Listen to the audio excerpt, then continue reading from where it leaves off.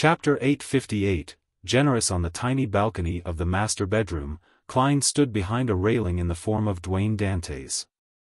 He silently watched Baron Syndra's luxurious carriage depart. His mind was still resonating with the conversation he just had.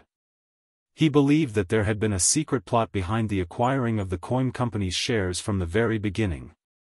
According to Syndra's, although the coin company has great potential and bright prospects, its current value is only limited to Backland. It's constrained by many conditions, making it not worthy for a powerful banker to place such great importance on it that he had to take on a stance of being hellbent on acquiring it. After all, even if he didn't succeed, it would only be a difference in monetary profit. It wouldn't result in any losses. For the seller, Quarren, it's very normal to be under external stress to sell his shares for cash. It's also very normal for him to be unwilling to see moneybags Baron Syndra's from the Conservative Party. But herein lies the problem. As a businessman, faced with a deal that isn't considered important, the political inclinations are something to be considered when prices are similar. There's no reason to reject the possibility of receiving an extremely high premium. Yet, he had deliberately rushed to close the deal with Dwayne Dante's before Syndra's could make his final offer. It's as if he has a grudge with money or views the Conservative Party with extreme prejudice. And this doesn't match the current political climate. The Lone Kingdom's internal politics hasn't reached such a splintered state. From the looks of it, someone is forcing Syndra's to do this, and someone had designed a trap, using Quarren's 3% shares as the bait and me as the cover to lure Syndra's into the trap, wishing to achieve a certain goal. Klein looked at the street lamps under the night sky as he sighed poignantly. Based on my assumption, if I hadn't discovered the problem tonight and hadn't sent someone to Syndra's, the subsequent developments would definitely have me crushed by all kinds of seemingly incriminating evidence. And when the military or the Church of Evernight intervenes, there will undoubtedly be a twist in the evidence, incriminating Syndra's. During this process, just a tiny misjudgment on Syndra's part will result in him treating Dwayne Dante's as an accomplice of the mastermind behind this ploy. He would use a rather intense method in response, hammering the final nail in my coffin. As for who the mastermind was and their true goals, Klein had no idea. All he could do was confirm that Ma'am Mary likely wasn't aware of the truth. She was only used due to her anxiousness to preserve her control over the coin company. In short, she wasn't qualified to be deeply involved in the mastermind's ploy. Environment protection. New party. Conservative Party. Bankers. Acquisition. Framing. One word after another surfaced in Klein's mind, seemingly allowing him to see through the present calm in Backland. He saw the dangerous stirrings that were hidden beneath the surface. They existed for a long time and hadn't been quelled because of the Great Smog. It was even possible that it was just an extension of the tragedy. When all of these meshed together, mixed with the tense international environment, Klein suddenly thought of a word: revolution. In that second, Klein seemed to catch a whiff of the impending storm. Together with the prophecy of the apocalypse, I wonder how much chaos and madness are brewing in secret. Currently, my main goal is to start from the military and investigate the truth behind the Great Smog of Backland. If I were to get caught up in this maelstrom, there's a high chance I'll get involved in unnecessary trouble. Perhaps it might expose my sequence powers, preventing me from continuing my act as Dwayne Dante's. Klein retracted his gaze, having made up his decision. It was to quickly extricate himself from the matter. As for Syndra's safety, he wasn't too worried. First, the former had the Conservative Party backing him, and he had his own faction. With him on alert, it would be difficult for him to suffer any further harm. Second, Klein didn't have any deep ties with him, thus, providing a warning had already spoken volumes of his character. As for the truth behind Quarren's death, he had no right to carry out any investigations. All he could do was trust in the Nighthawk's rich experience and the myriad of means to have a chance of finding the real clues. How should I extricate myself? As long as the shares are with me, it implies that I'll ultimately remain center stage. Get Ma'am Mary to acquire it ahead of time? That will be very difficult. She likely doesn't have the funds. Sell it to Syndra's? That will be in violation of the contract. Amidst Klein's flurry of thoughts, he gradually had an idea. His facial muscles twitched a little for some baffling reason before they relaxed. This was because what he wanted to do was something he had planned on doing but lacked the ability to do so. Furthermore, it would also benefit him by establishing an image, bettering his chances of entering high society. In the room adjacent to the balcony, Xiao and Furs were observing the streets and garden. One of them was looking at the crimson moon that was half hidden behind the thick clouds. There was a prolonged silence. Only when Dwayne Dantes' lights were extinguished did Furs turn to look at her friend. She said in excitement and clear poignancy, "Being a tycoon sure isn't easy. If you were him, you might have gone bankrupt in 3 days and be sent to jail." Xiao shot her a glance and said, "I can hire a powerful butler, a professional lawyer, and a capable business secretary to help me."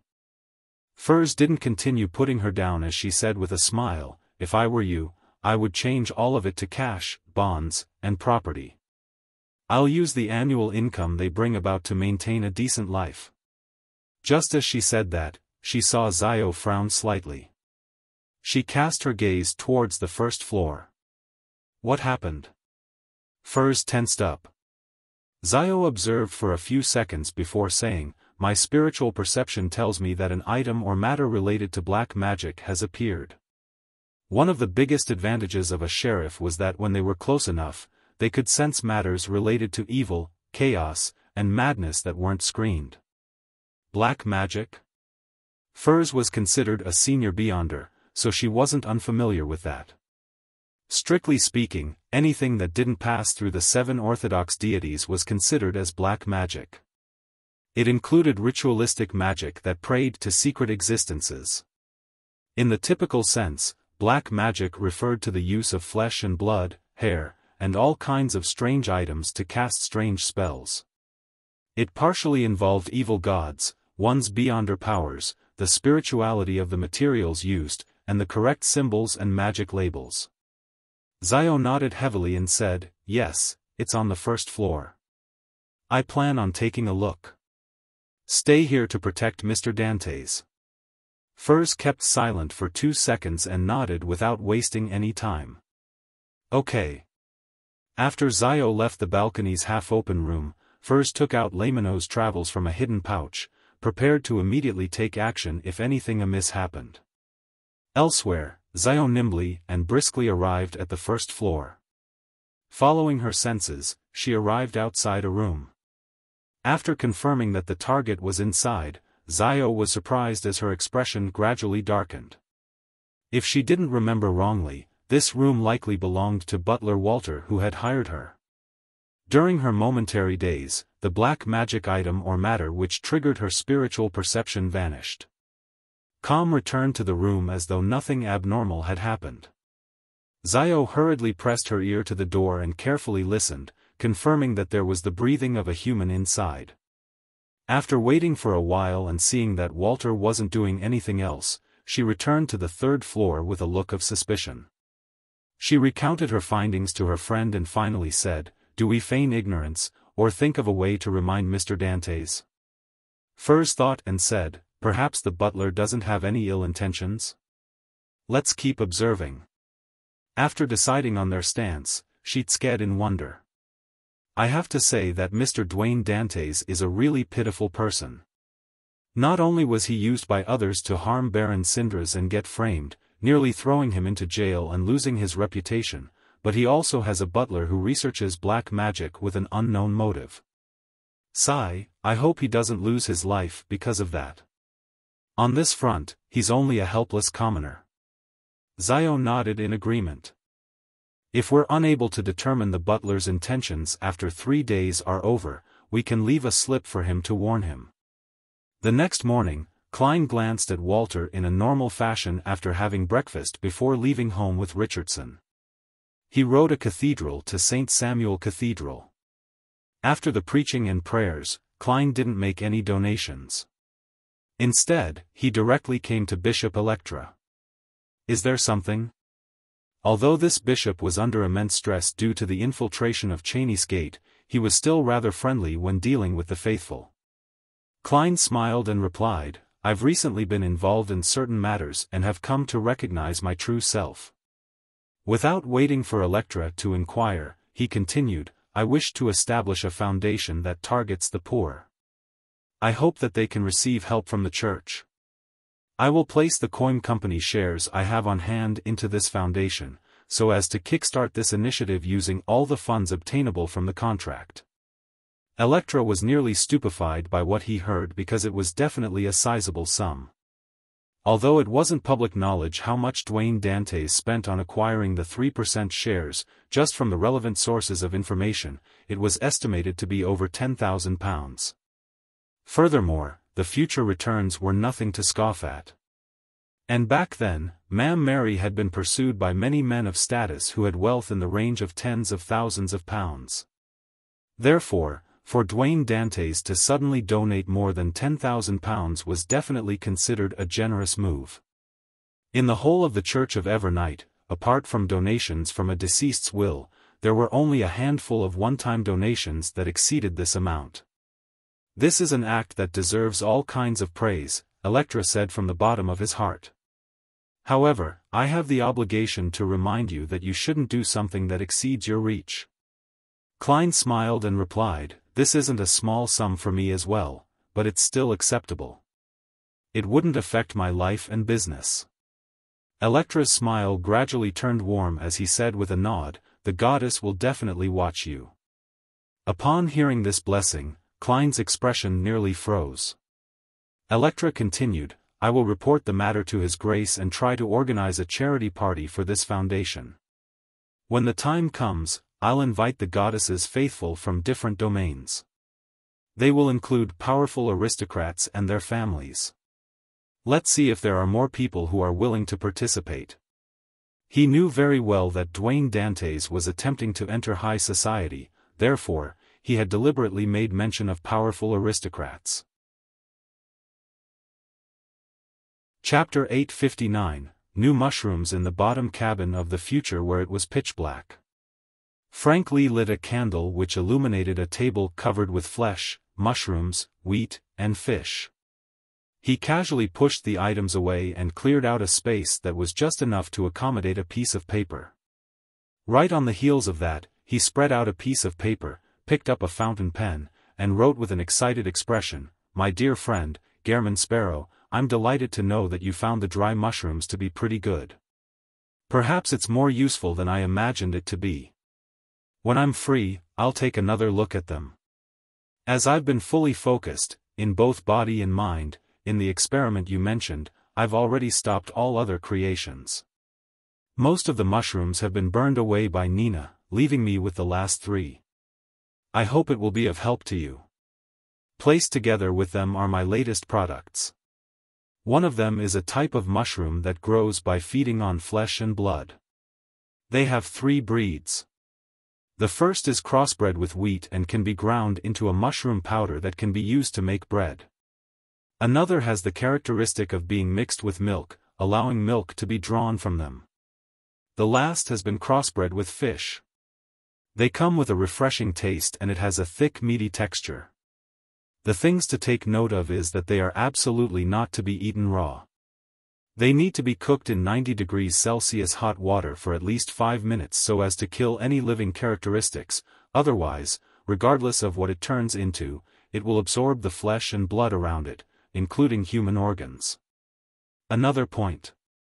It's unable to distinguish between normal flesh and monster flesh, nor can they deal with the latter properly. They will accumulate with the corresponding toxicity and madness. I think they will experience different mutations because of the different types of monster flesh, producing different kinds of danger. However, I wasn't able to verify that, because I lack a sufficient number of monster corpses. If you were to obtain one while adventuring, please mail me one. I only need a tiny amount. As for any other problems that might exist, I'm not sure either. It's still a prototype, preventing further attempts and observation. I wish you all the best and to have a bountiful time adventuring. Sincerely, your friend, Frank Lee. After putting down the fountain pen, Frank read his reply in its entirety before folding in satisfaction. He found a gold coin and placed it over the letter. He quickly set up the messenger summoning ritual in preparation to chant the incantation. At this moment, he subconsciously surveyed his surroundings and was stunned. Then, Frank moved the nearby pile of soil out the door. In Empress Borough, the opulent villa of Earl Hall. Audrey was hiding in her room, observing the glass bottle in her hand. In the bottle was a translucent, colorless, sticky liquid. It was like a mirror when still, completely reflecting everything within its vicinity. When undulations happened, a very tiny whirlpool would silently spin beneath the surface. This was none other than the hypnotist potion which she had just successfully concocted. Audrey had already digested her psychiatrist potion and planned on advancing to sequence 6 before Backlund's psychology alchemists contacted her.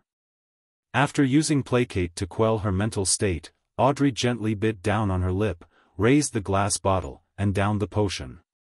After a brief chill, she suddenly felt her mind seem to explode. Her body also seemed to be contaminated as it turned somewhat incorporeal. At that moment, her soul body, astral projection, and ether body were being absorbed and assimilated by her body of heart and mind. Her entire person was like an amalgamation of pure thoughts that began churning. She felt the boundless sea of collective subconscious which connected all living creatures, and she sensed the spirituality sky that stood in contrast. Having experienced the sense of alarm she received during her psychiatrist advancement, Audrey didn't panic. She ultimately maintained a sliver of lucidity and curbed her instinctive urge to fuse into the sea. She allowed her consciousness to spread out in all directions before contracting like a rubber band. After an unknown period of time, she finally found her inner self.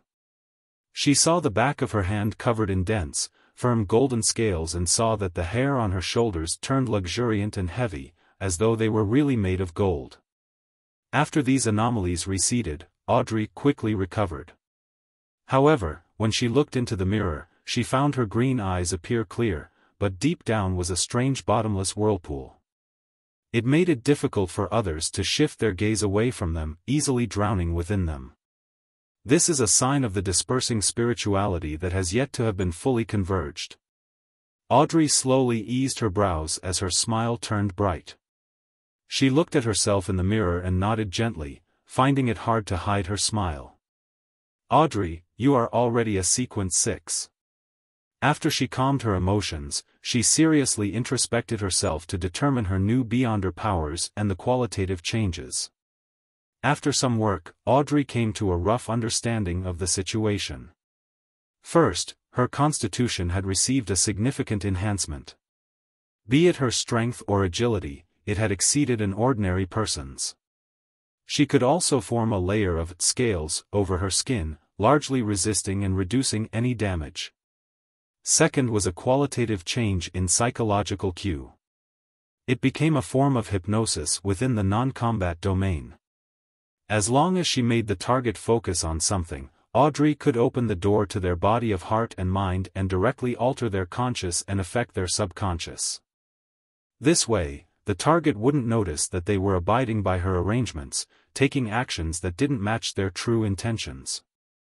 Of course, if Audrey's arrangement directly harmed the target's life or something he subconsciously placed great importance to, then the target would produce an intense resistance, causing the hypnosis to fail.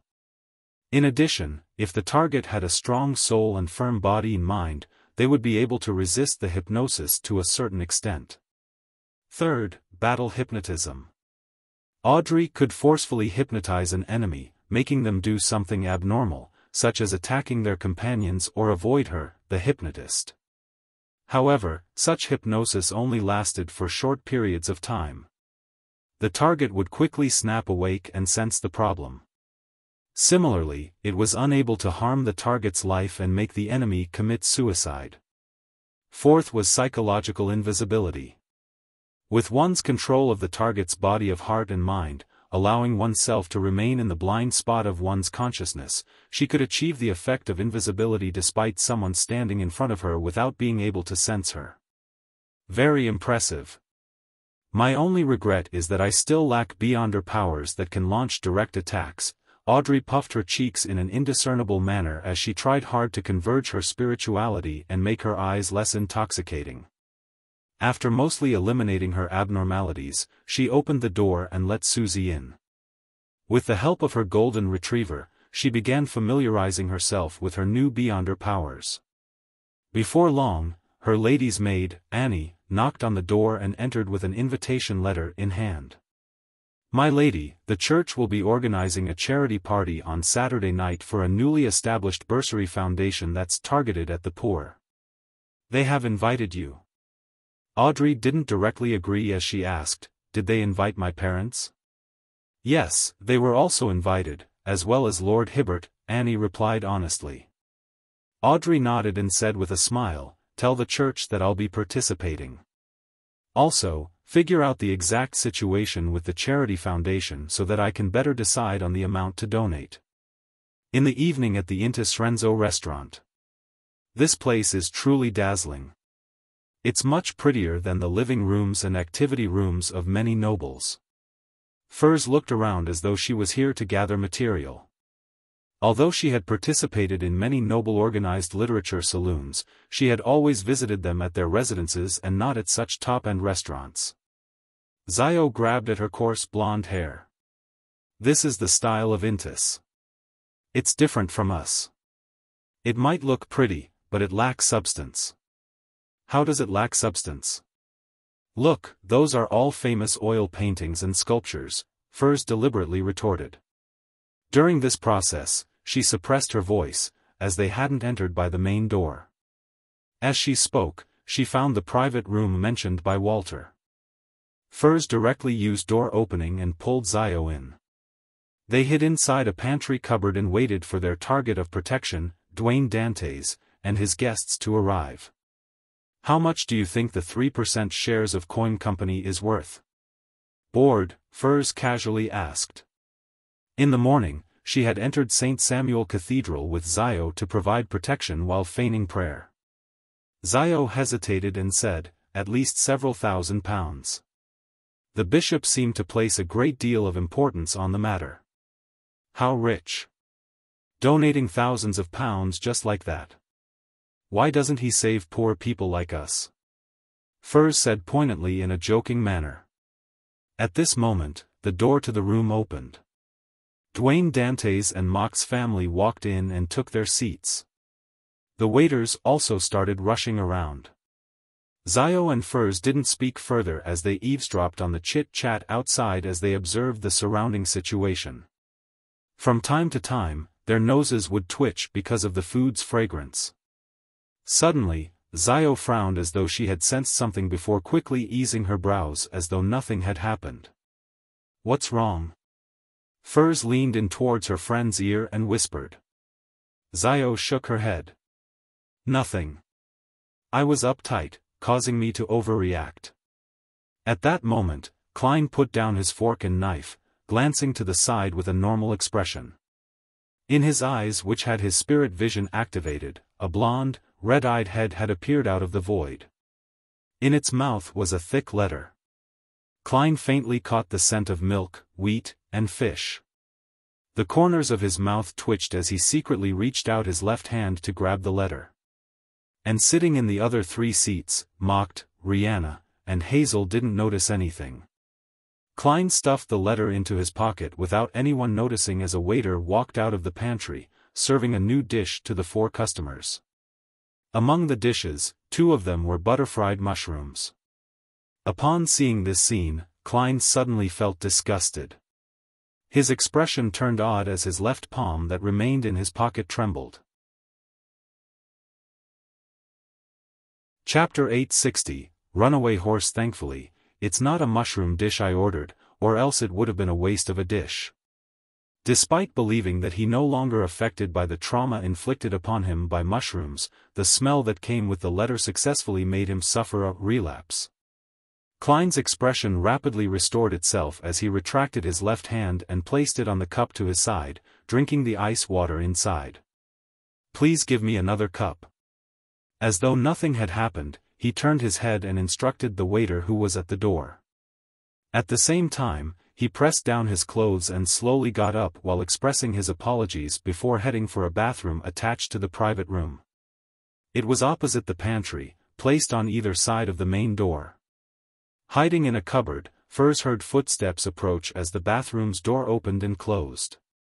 She couldn't help but lean into Zio's ear and whisper in amusement, "It's the second time.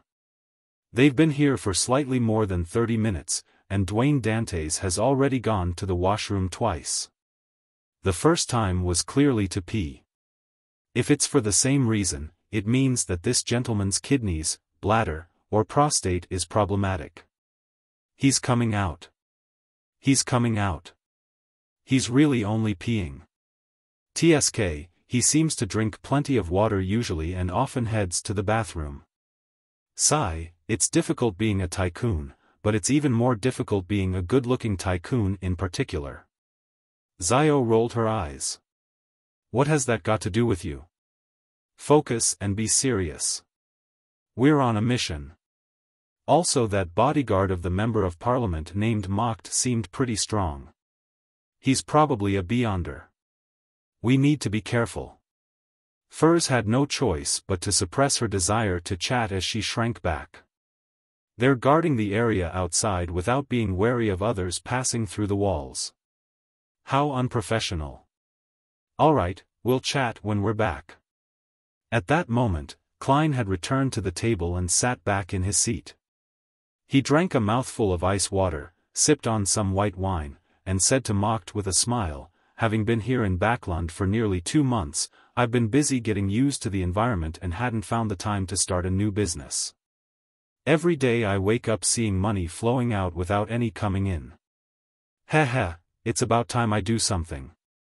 He indicated his willingness to participate in the arms dealing by cracking a joke. Mock stroked his cup and said with a warm smile, "I can empathize with that. In the beginning, I was in such a stage as well. How much money do you have to spare? I can introduce you to some friends for a partnership." Klein replied in a calm tone, "I'll be able to spare a maximum of £20,000 at present." "You're richer than I imagined," Mocked said with a heartfelt sigh. Under normal circumstances, a tycoon who had a liquidity of £20,000 was definitely someone whose overall wealth was on the order of £100,000. Not giving Dwayne Dantes a chance to be humble, he casually said, "Didn't you buy 3% of the coin company's shares before? You can pledge it for at least £10,000. That will give you some liquidity." Klein immediately smiled and sighed. "I have already donated those shares to the church. I plan to establish a bursary foundation that's targeted at the poor." "You donated it to the church?" Mocked had yet to meet the priests or bishops of St. Samuel Cathedral today. Furthermore, he had been out and had yet to receive the invitation, therefore, he wasn't aware of the new development. Ma'am Rihanna and Hazel, who were enjoying the delicious food, looked up as well, subconsciously casting their gazes at Dwayne Dantes. At their level, it wasn't uncommon to have friends they knew that could donate £10,000, but very few could donate that much in one go. And among these few people, there might not even be one who was willing to donate such amounts. No, there was one now, Dwayne Dantes. Yes. Klein nodded with his usual expression. "If not for the goddess's blessings, I would have long died in the chaotic southern continent. And when I was young, if I had the chance to attend school and study, perhaps my life would have been completely different. Thus, I wish to give those children who desire to change their fate some hope. Your character is as amazing as your generosity." Rihanna lowered her cutlery and praised sincerely. Hazel also nodded indiscernibly. The way she looked at Dwayne Dantes turned significantly gentler. Seeing her parents begin an idle conversation over the charity, she excused herself and walked to the bathroom, seemingly pressing her right hand onto her abdomen. When she arrived at the door, she was just about to turn right when she suddenly turned her head and looked at the cupboard beside the pantry. She frowned slightly and revealed a look of confusion before retracting her gaze and opening the washroom's wooden door. When Hazel came out after washing her hands, she had apparently forgotten the abnormality that had happened. She touched the necklace at her chest and returned to the dining table. Dinner came to an end after the dishes and dessert were served. The four left the private room and met the two bodyguards outside with their servants. They were preparing to return home. At this moment, Hazel suddenly paused and said, "I think I dropped my ear studs inside. Sorry about that. Please wait a moment."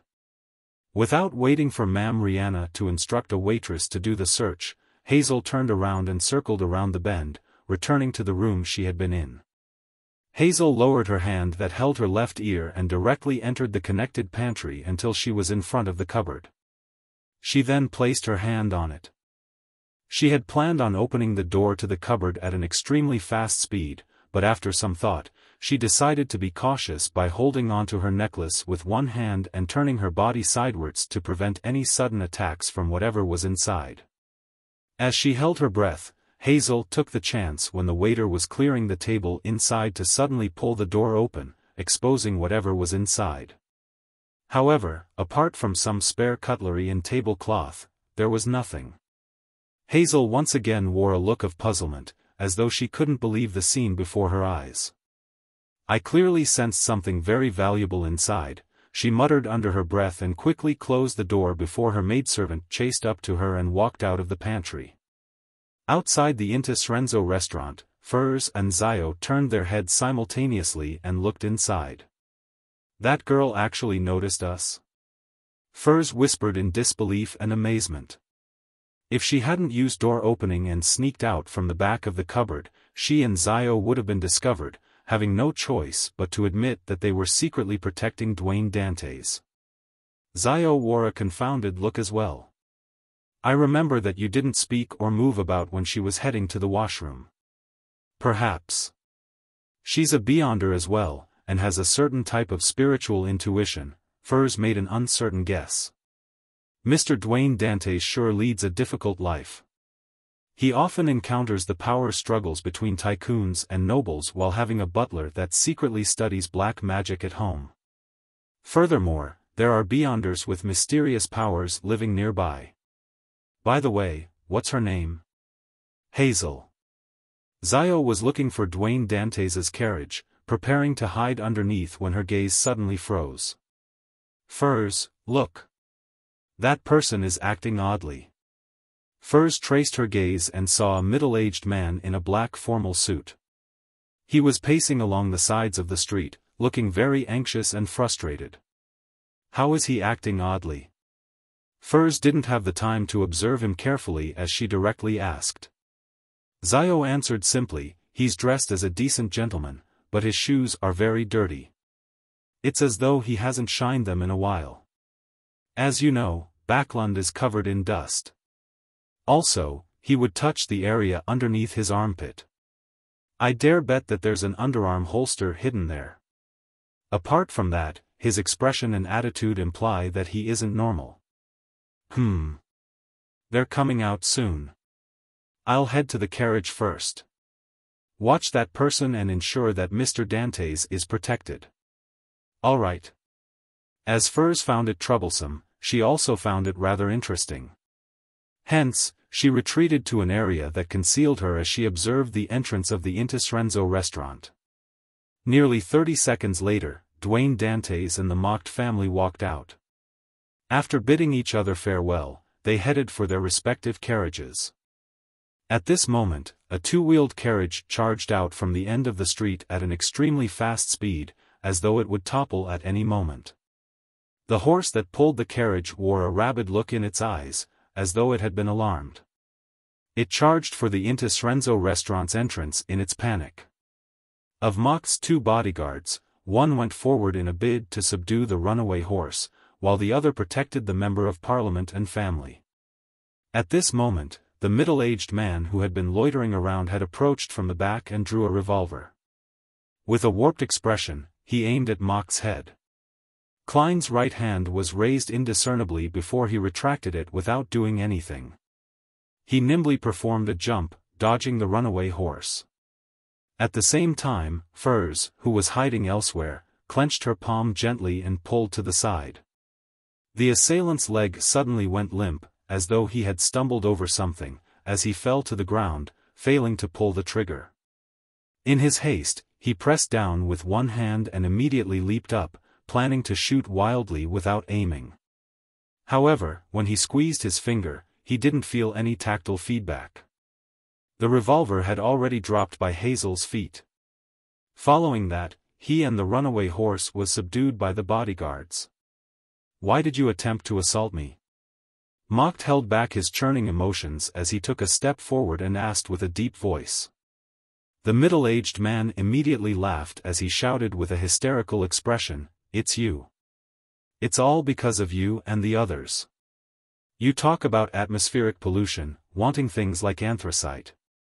My factory is going bankrupt, my child is dying from an illness, and my wife has committed suicide." Chapter 861, Furz's dream. Upon hearing the middle-aged man's shout and seeing his warped expression, Hazel's eyes, which were filled with rage and hatred, gradually froze before melting into a confused and lost look. It wasn't only her. Mock and Rihanna, as well as Dwayne Dantes, fell silent. No one spoke for a moment. Even Furs, who had concealed herself, also lost the sense of excitement she originally had, no longer having that strong sense of justice. After more than 10 seconds, Mock stopped looking at his assailant and turned his head to say to his bodyguards, "One of you stay here. Watch the scene and the suspect. Wait for the police." Having said that, he paused and said to his valet, "Get a few reporters to cover this matter." After preliminarily dealing with the matter, this House of Commons member of Parliament surveyed the area and discovered that several passers-by were attempting to gather over to check on what was happening. He then looked at Dwayne Dantes and apologized with a smile, "My apologies for putting you in such danger. I never expected the matter to develop this way. We did consider the actual situation of similar factory owners and coal suppliers, and we had provided them some assistance and interim measures. Who knew? Coming up with a bill is something, but the actual implementation is an entirely different matter. When atmospheric pollution becomes abnormally pressing and the various parties exert immense stress, it's no surprise that a cookie-cutter solution is employed." Klein sighed and said with a self-deprecating laugh, "There's no need to keep my feelings into consideration. I've been in even more dangerous situations in the past." On the surface, it appeared as though he was referring to his encounters when doing business in the southern continent's West Balam. In fact, he had recalled Megos, who was pregnant with an evil god spawn, the terrifying meteor that had crashed down from the sky, Cynthia, who wanted to bear a child for Admiral Amirius, and the Rose School of Thought Angel and Numinous Episcopate monster who had collapsed the mountain outside Byam. Compared to these, what had happened here was like a drizzle. He didn't even need to consider his own safety since there was Zio, Miss Magician, and Hazel. He didn't even take action besides dodging normally like any experienced adventurer would do. His focus was on whether this would result in a storm. Mock sighed and nodded. "I can tell that you're very calm. I once doubted your experiences, but now I'm convinced. All right, Dwayne. Let's return home separately. Leave the rest to the police. If there's a need to take a statement, they will do it at your residence." Klein nodded and said to Mock and family, "Be safe." Mock nodded seriously and sighed once again. Backlund's social season has just begun, and this happened. Cherish the peace we have now. Backlund's social season is marked by the return of the House of Lords members of Parliament. It seems to have begun since last weekend. And this week, 2 cases have happened consecutively. The harm dealt to Baron Sindras, and the assault on Member of Parliament Mocked. As he thought, Klein didn't stay put. He brought Richardson, who clearly looked a little shaken, and walked towards his carriage. When he got into it, he watched the scenery fly backward as he sighed and half closed his eyes. He was presently unable to determine if the assault hadn't involved beyonder powers, as everything that had happened could be done by ordinary people. As for the middle-aged man, he had sufficient reason to do so. This didn't need deliberate fabricating, as Klein believed that in Backlund, at present, there were more than one former factory owner or employer that had lost their livelihood because of similar developments. The only thing that felt questionable was that Macht was the target. Although the House of Commons were the supporters, advocates of the environmental measures, often making relevant speeches and are interviewed by the papers, he wasn't the most obvious target during the passing of the bill. In comparison, there was a higher chance that members of the National Atmospheric Pollution Council were picked as targets for revenge. Klein leaned on the carriage wall as he slowly opened his eyes. Seeing that it was already dark and cloudy with rain already pattering down.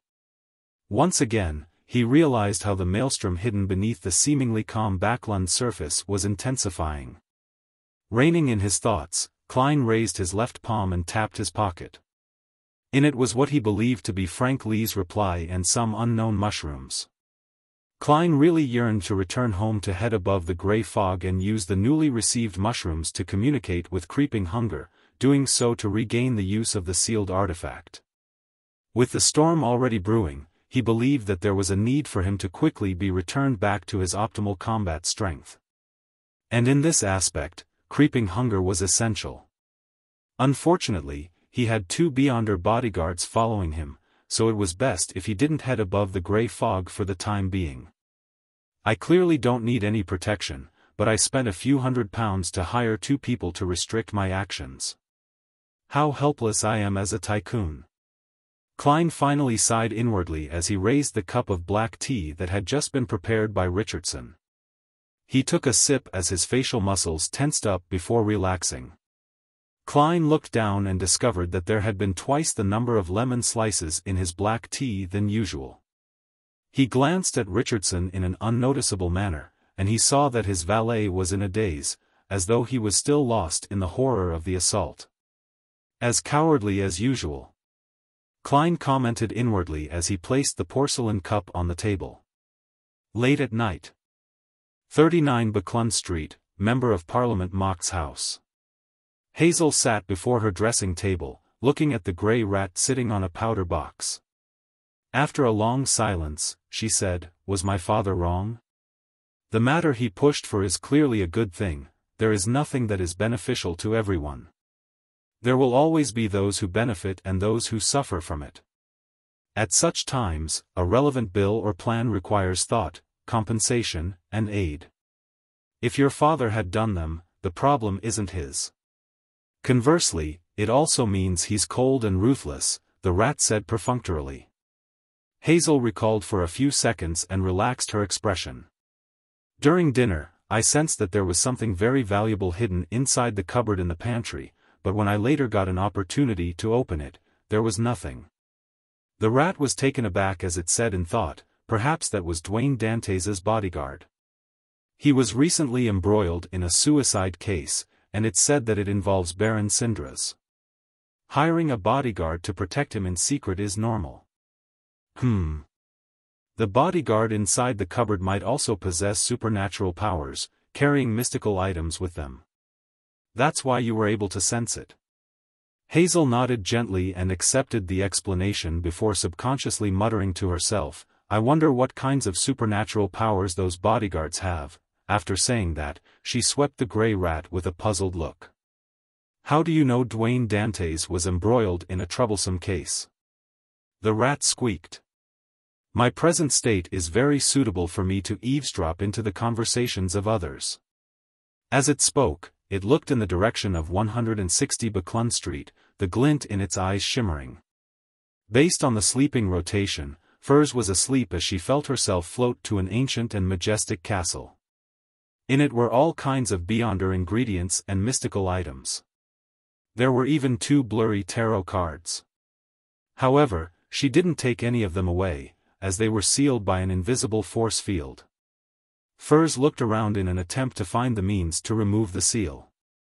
Finally, she saw a complicated symbol drawn at the top of the dome. It was a symbol formed from fate and concealment. If I find an item engraved with this symbol, I'll be able to unseal some treasure. Furs immediately came to a realization when she snapped awake. She discovered that she had curled into a ball on the carpet in the room. She had a thin silk blanket covering her. She and Zio didn't dare sleep in the reclining chair, afraid that Dwayne Dantes, who often sat in it, would notice something different. Rubbing the edges of her brows, Furs sat up and saw Zio having her back to the wall of the master bedroom. She was seriously listening for any stirrings. As Furs walked to Zio, she said with a frown, "I feel that there is some secret hidden here. I had a strange dream, dreaming of an exaggerated treasure trove and a complicated symbol." As an astrologer, she instinctively believed that there was a problem with her dream. Noticing the serious look on Furs's face, Zio suppressed her words of doubt and said after some thought, "Perhaps there really is some sort of secret. I once heard a proverb regarding the mysterious world. It goes, when a beyonder element is discovered somewhere, there must be a second one. Ignoring the butler who we can't tell if he possesses beyonder powers or not, that Miss Hazel is someone with a beyonder element. Around her, or should I say, that this street, likely has a second one." Furs nodded gently before laughing. "However, it has nothing to do with us. We will receive our remuneration tomorrow evening and terminate this bodyguard mission. We will leave this place. The most pitiful of all is Dwayne Dantes. He's innocent and ordinary, but he ends up involved with troublesome matters and beyonder elements." Having said that, Furs looked at Zio and joked, quickly wish him that the goddess would watch over him. I'm a believer of the god of steam and machinery. I won't be able to do so." Zio seriously considered for 2 seconds before drawing a crimson moon on her chest, piously muttering, "May the goddess bless Mr. Dwayne Dantes." Furs was snapped out of her reverie as she covered her mouth and yawned. "I'll head out to patrol the building. It's your turn to sleep after another 15 minutes. All right." Zio was clearly more awake than Furs. Furs immediately headed for the door and pressed on the wall with her outstretched hand, arriving at the corridor. She was just about to walk to the staircase when she sensed that there was a slight stir coming from the room of Dwayne Dantes's valet. Furs's eyes darted slightly as she cautiously headed over. She opened a tiny door in the wall and peeped in. She then saw Richardson jumping a crazy dance that had a tinge of mystery. A spirit dance? Doesn't this valet believe in the Evernight goddess? He's secretly worshipping death. Furs frowned as she watched Richardson finish his spirit dance, softly praying for death's protection to help him avoid all kinds of danger. After everything came to an end, Furs sked and shook her head. She silently said to herself, "What a pitiful man, Mr. Dantes." Chapter 862, Kind warning. After returning to the room with the balcony, Furs looked at Zio, who had her back against the wall, and whispered, "Guess what I saw?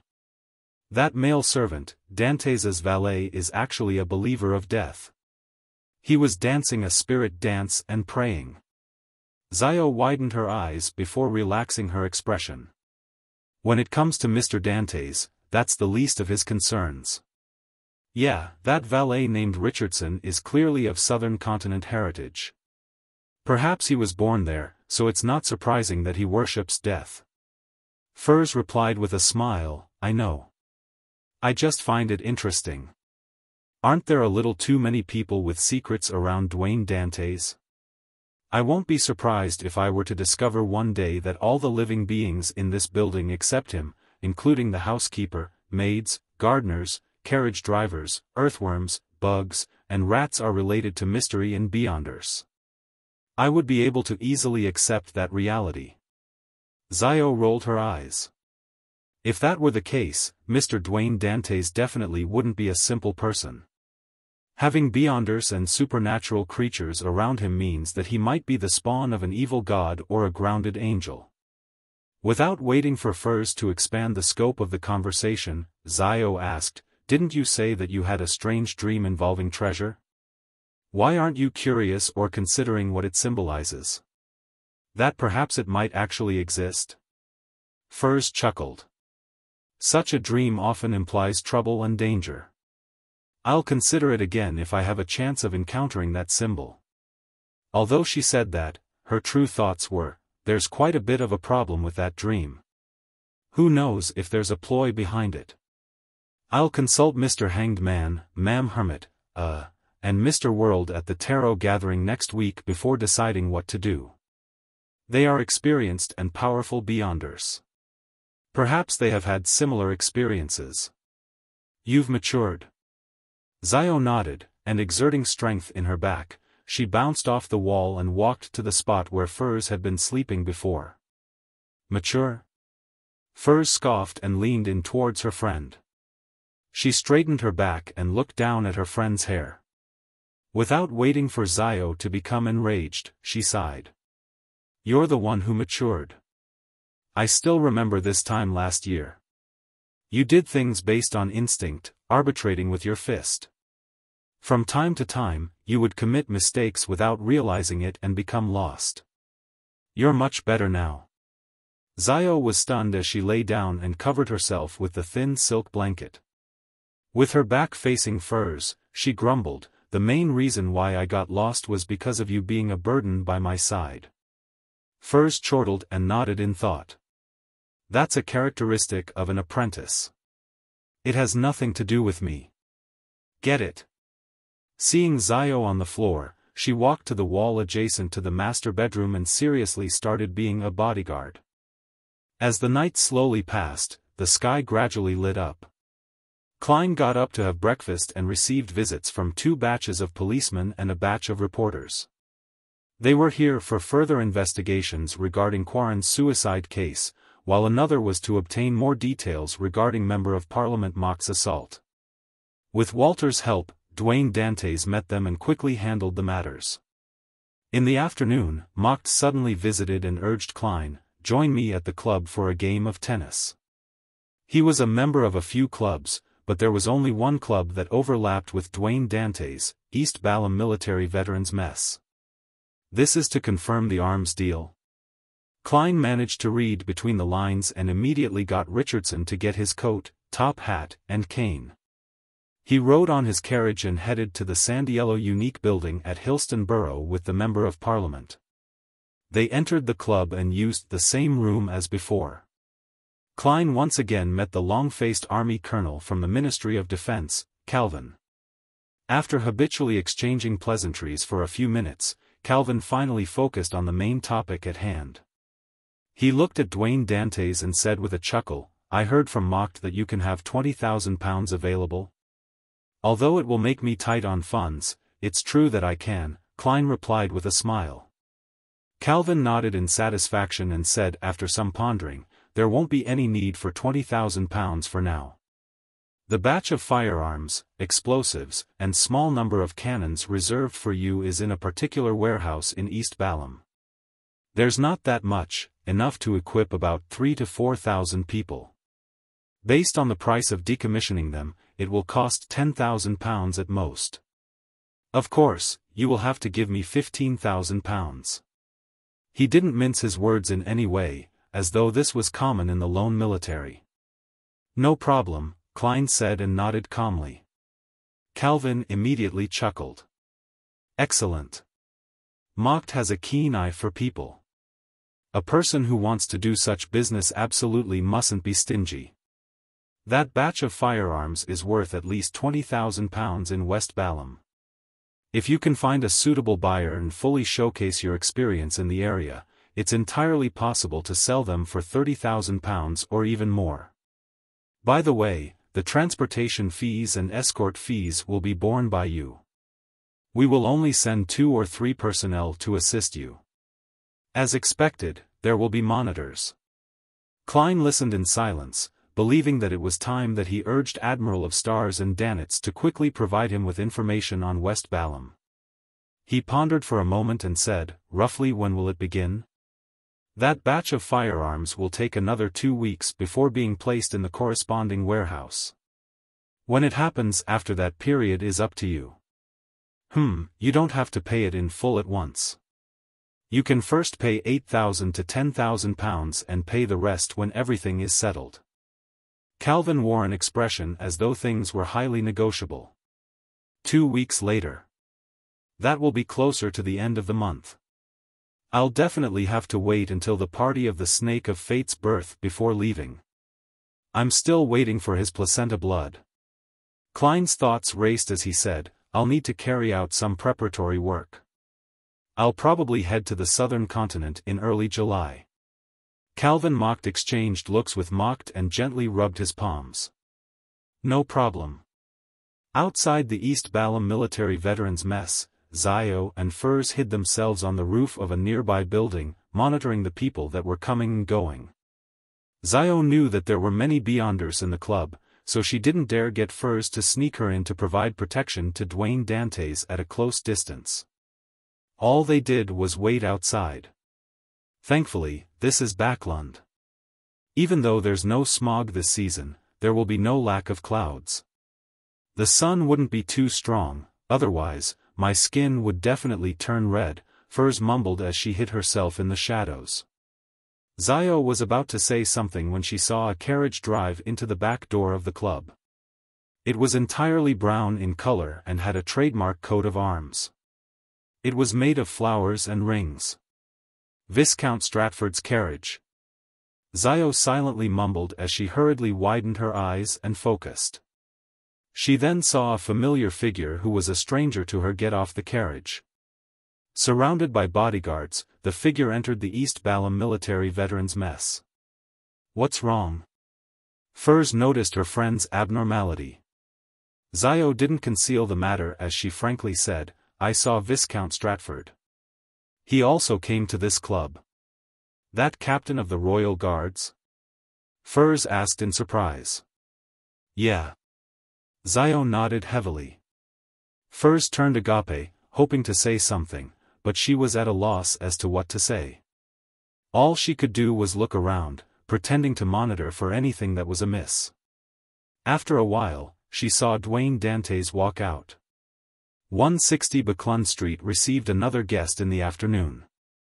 This time, it was the largest shareholder of the coin company, Ma'am Mary. "I'm very sorry that my request embroiled you in such trouble. I never expected Baron Sindras to do something like that. Poor Quarren. He was planning on bringing his family to Winter County for the summer." Mary Schott apologized with hints of anger. Klein replied calmly, "I agree with your views on Quarren. He was really unfortunate. However, this matter probably wasn't done by Baron Sindras. It might be a trap that's targeting him." Mary nodded heavily. "I've heard of the theory. It's said that the police department is planning to hire a skilled forensic pathologist to dissect the corpse to search for any missing clues." Her final sentence was automatically replaced by Klein as, "The police department is planning to hire a skilled spirit medium from the Church of Evernight to examine the corpse to search for any missing clues. I wonder what will be discovered." Klein raised his right hand and tapped his chest 4 times in a clockwise fashion. "May the goddess give Quarren peace and that the true murderer behind his death will suffer punishment." Mary responded in the same way before saying, "In order to prevent you from being affected by this matter, I plan on purchasing the shares from you ahead of time. I'll add an additional £1,000 above the highest price to date. You don't have to worry about my funds. I've recently been busy borrowing money from the banks." Klein sighed and replied, "I'm very grateful for your kind intentions, but any advance transferring of the shares will need to be done with the church. I've already donated it to them. I plan on using the income one received to establish a bursary foundation that targets the poor." This was the first time Mary was hearing of such news. She was momentarily stunned and speechless. After 10 seconds, she exhaled and said, "Your character, generosity, and wisdom truly impresses me." As she said that, she looked at Dwayne Dantes with an additional look of admiration. Klein humbly diverted the compliment to the goddess before pausing. He then asked with a stern expression, "Ma'am Mary, I have a question that I hope you can answer. When you decided to clash with Baron Sindras to protect your control over the coin company, was it purely by your own will, or a result of persuasion by others?" Mary frowned and frankly replied, "All the persuasion that was directed at me was to ask me to give up." Klein immediately fell silent as he didn't discuss the matter further. He casually mentioned Member of Parliament Mock's assault before sending the lady out of 160 Buckland Street. After dinner, Walter came to the half-opened room with the balcony and said to his employer on the reclining chair, "Sir, the 2 bounty hunters have been dismissed. It cost a total of £300 for 3 days, excluding the food provided. They're finally gone."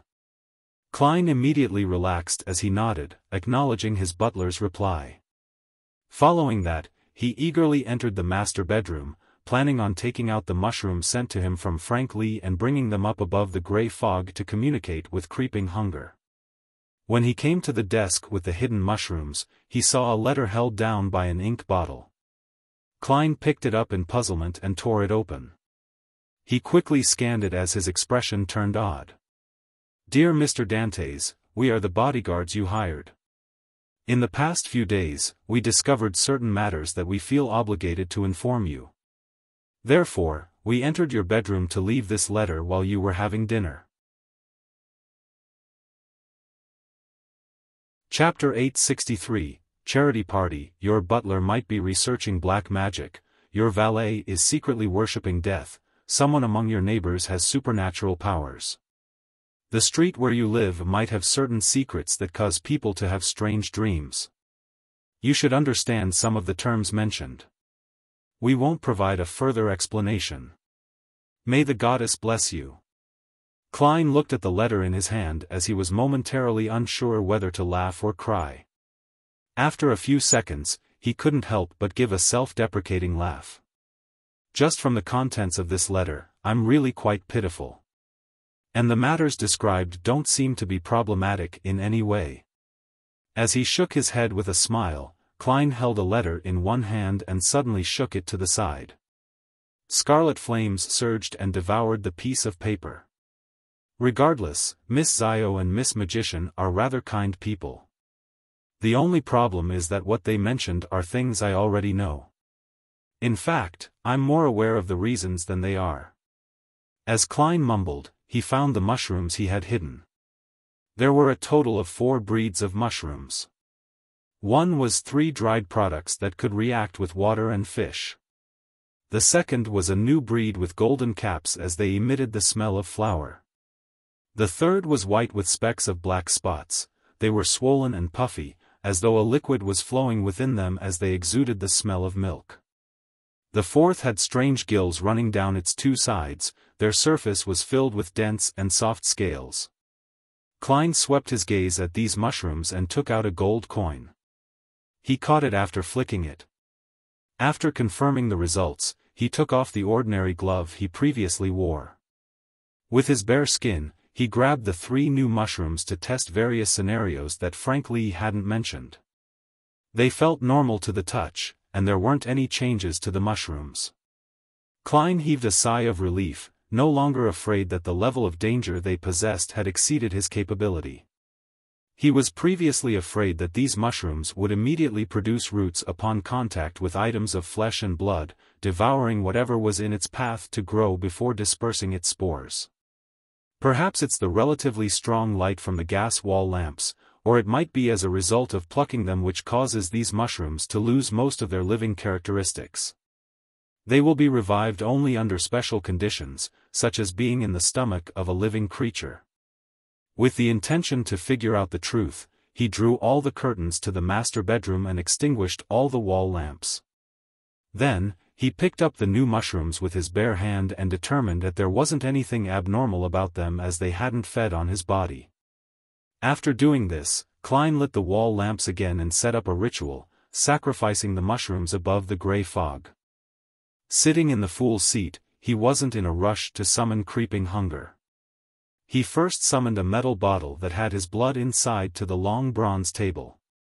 Right on the heels of that, he poured a drop of blood on the table and piled the 3 new breeds of mushrooms onto it.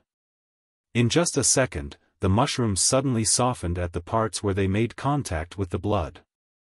They squirmed as they enveloped the blood. Whatever they made contact with grew a dense array of needle-like hair. The corners of Klein's lips twitched when he saw that. He directly adjusted some of the powers of the mysterious space above the gray fog, suppressing all the mushrooms. Then, he sent the drop of blood back into the metal bottle and closed the lid. He had roughly understood the characteristics of the mushrooms. Without wasting any time, he summoned creeping hunger from the junk pile. Holding the thin human-skinned glove, Klein placed it on the table and removed the seal around the mushrooms. Then, he saw the creeping hunger support itself with its 5 fingers before standing up with great difficulty. It began retreating rapidly like it was playing a piano. "So you do know fear?" Klein revealed a genial smile.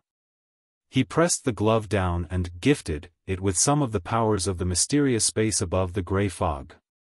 Then, he grabbed a mushroom with his other hand and brought it close to creeping hunger. The human-skinned glove struggled with all its might but ultimately failed to escape his grasp as it clearly began trembling. Klein stopped moving the hand with the mushroom and chuckled. "Are you still going to randomly praise the true creator?" Creeping hunger continued struggling without giving a reply. Klein thought for a moment before he compromised. "I'll allow you to praise once a day. In the day or in the evening." Creeping hunger's struggling weakened, but it didn't stop. "TSK." Klein continued negotiating with an unperturbed expression, "thrice a day. During breakfast, lunch, and dinner time. However, you will need to warn me ahead of time." Creeping hunger struggled twice before sprawling onto the desk, motionless. After another round of negotiations, Klein successfully reached an agreement with creeping hunger. However, eating daily was instinctual to the item. It was unable to be weakened much as a result of the negotiations.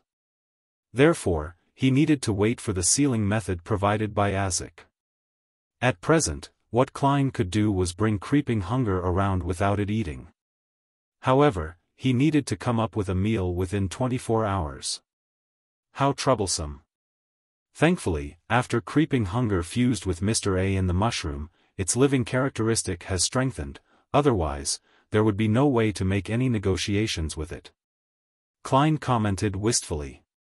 Finally, he did a divination regarding the recent matters, and he received a conclusion that there wasn't too much danger.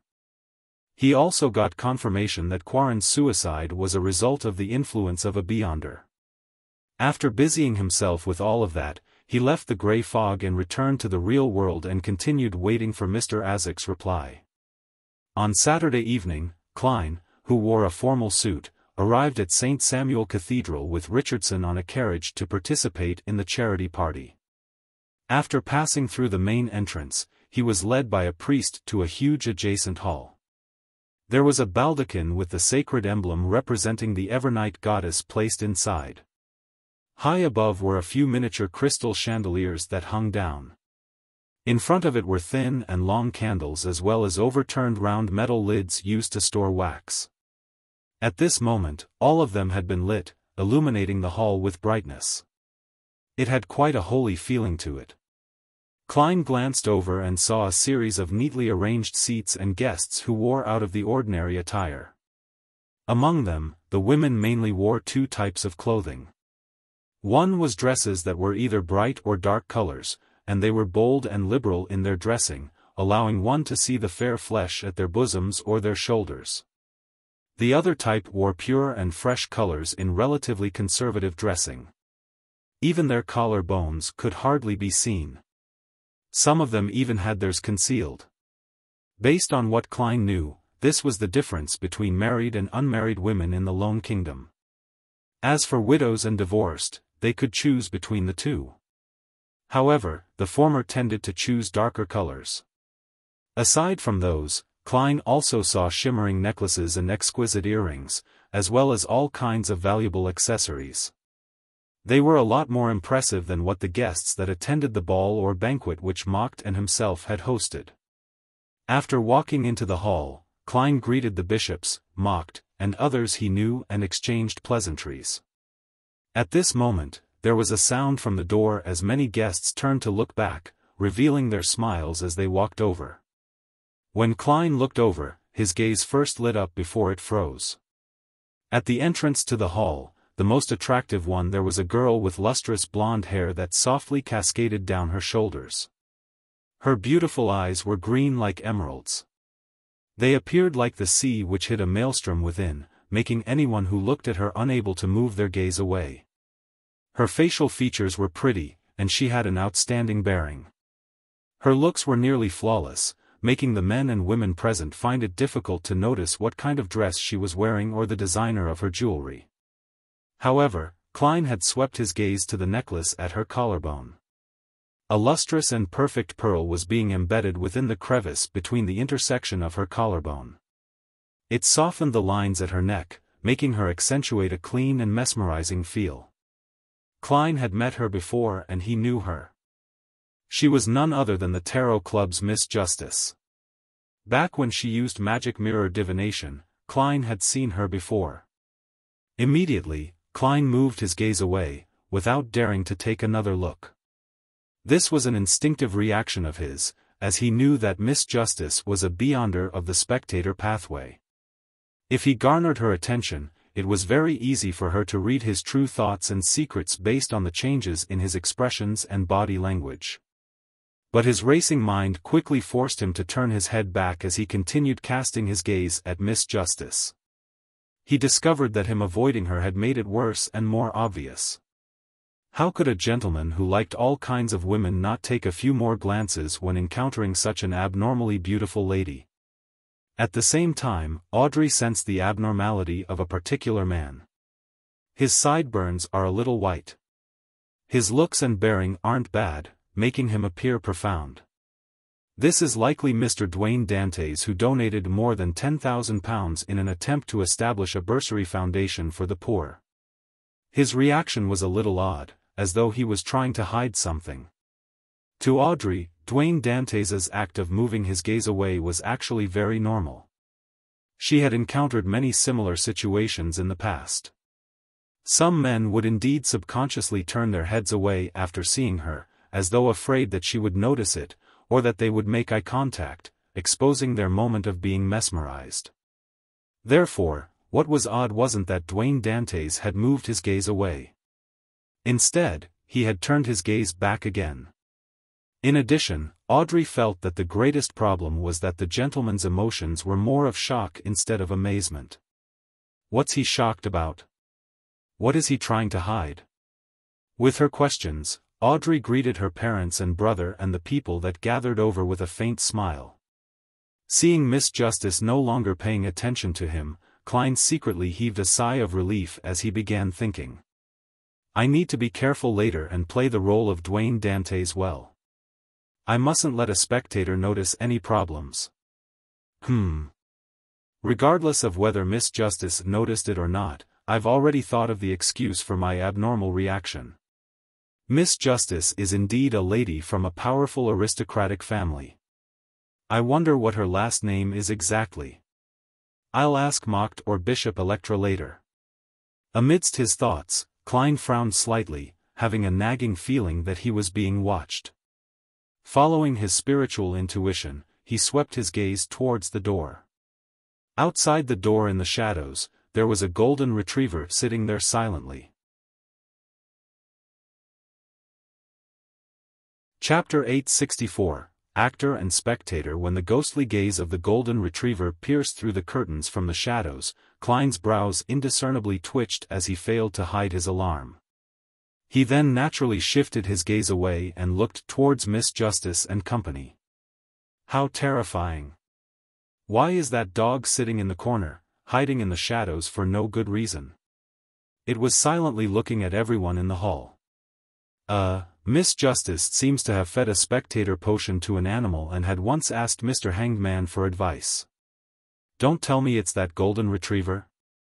2 spectators, one out in the open and one in the dark. Which actor can handle that?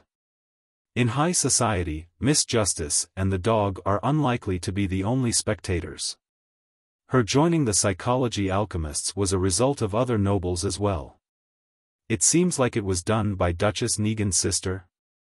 As Klein lampooned and analyzed, he walked to Mock's family and asked in a seemingly casual manner, "The ones who just entered seem to be very noble people?" Mock glanced Dwayne Dantes and chuckled. "Eastchester Earl's family. You can directly call him Earl Hall. You should have heard of him. That's his wife, Ma'am Caitlin. That's his eldest son, Lord Hibbert. You should have already met him." Upon hearing Mock's introduction, Klein suddenly broke out into a cold sweat. This was because he had indeed met Hibbert Hall at the ball Mock had hosted. However, he had failed to notice the Lord, or he wouldn't have raised the question. "I was shocked by Miss Justice's sudden appearance." Klein maintained his smile and listening stance. Mock continued, "That's his daughter, Miss Audrey Hall. In the social scene over the past 2 years, she has the title of being the most stunning gem in Backland. It's very apt, isn't it?" Without waiting for Dwayne Dantes's reply, he minced his words by saying, "She is courted by princes, duke heirs, and many honorable excellencies and gentlemen." Mock's concealed meaning was clear.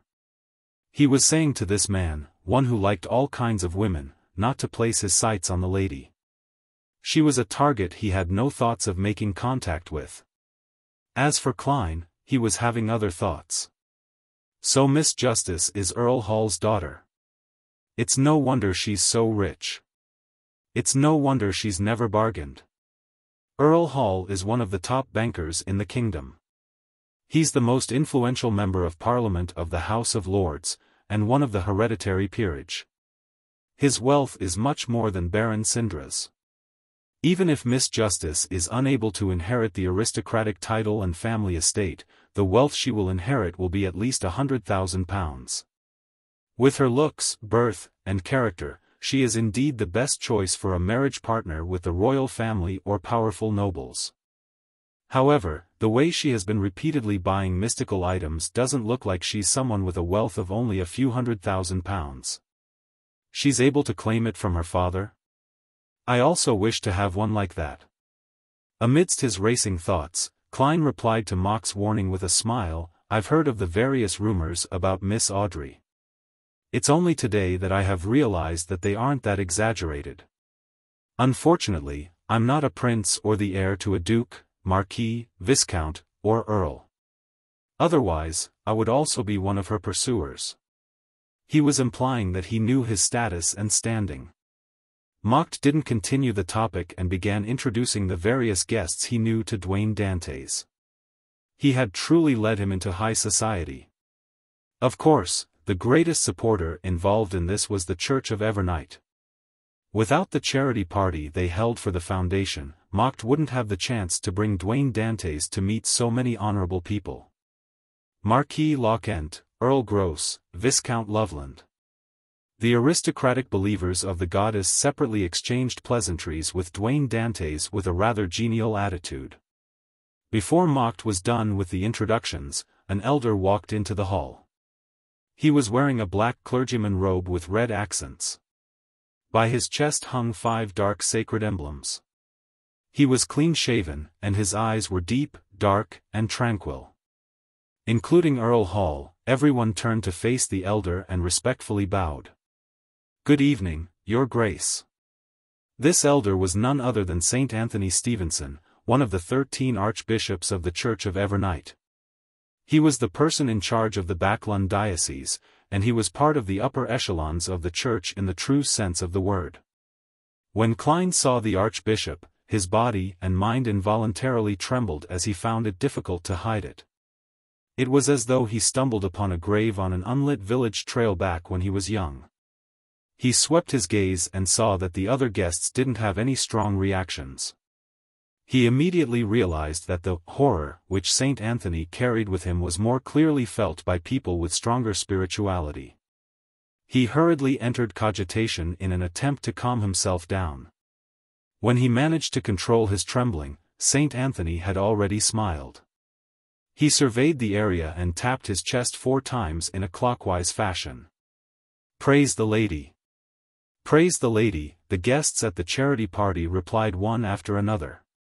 With the Archbishop's arrival, Macht stopped introducing Klein to the other guests because the party had officially begun. According to convention, everyone would take their seats and piously pray to the goddess for 3 minutes. Following that, the cathedral would begin singing and walk to the baldachin and use their ethereal, uniform, and seemingly cathartic voices to praise the goddess. After the religious ritual ended, Electra received Saint Anthony's instructions to stand to the side of the choir. There was a podium there with all kinds of books placed on it. "Everyone, I'd like to thank you all for coming. Your character is a resplendent star in the serene night." Electra first said a few words of pleasantries before saying, "Our establishment of a bursary foundation that targets the poor stems from Mr. Duane Dantes' suggestion. He is truly an honorable gentleman. His piousness and character are impeccable and a definite role model to others. Next, I'd like to invite Mr. Duane Dantes to give everyone a brief speech."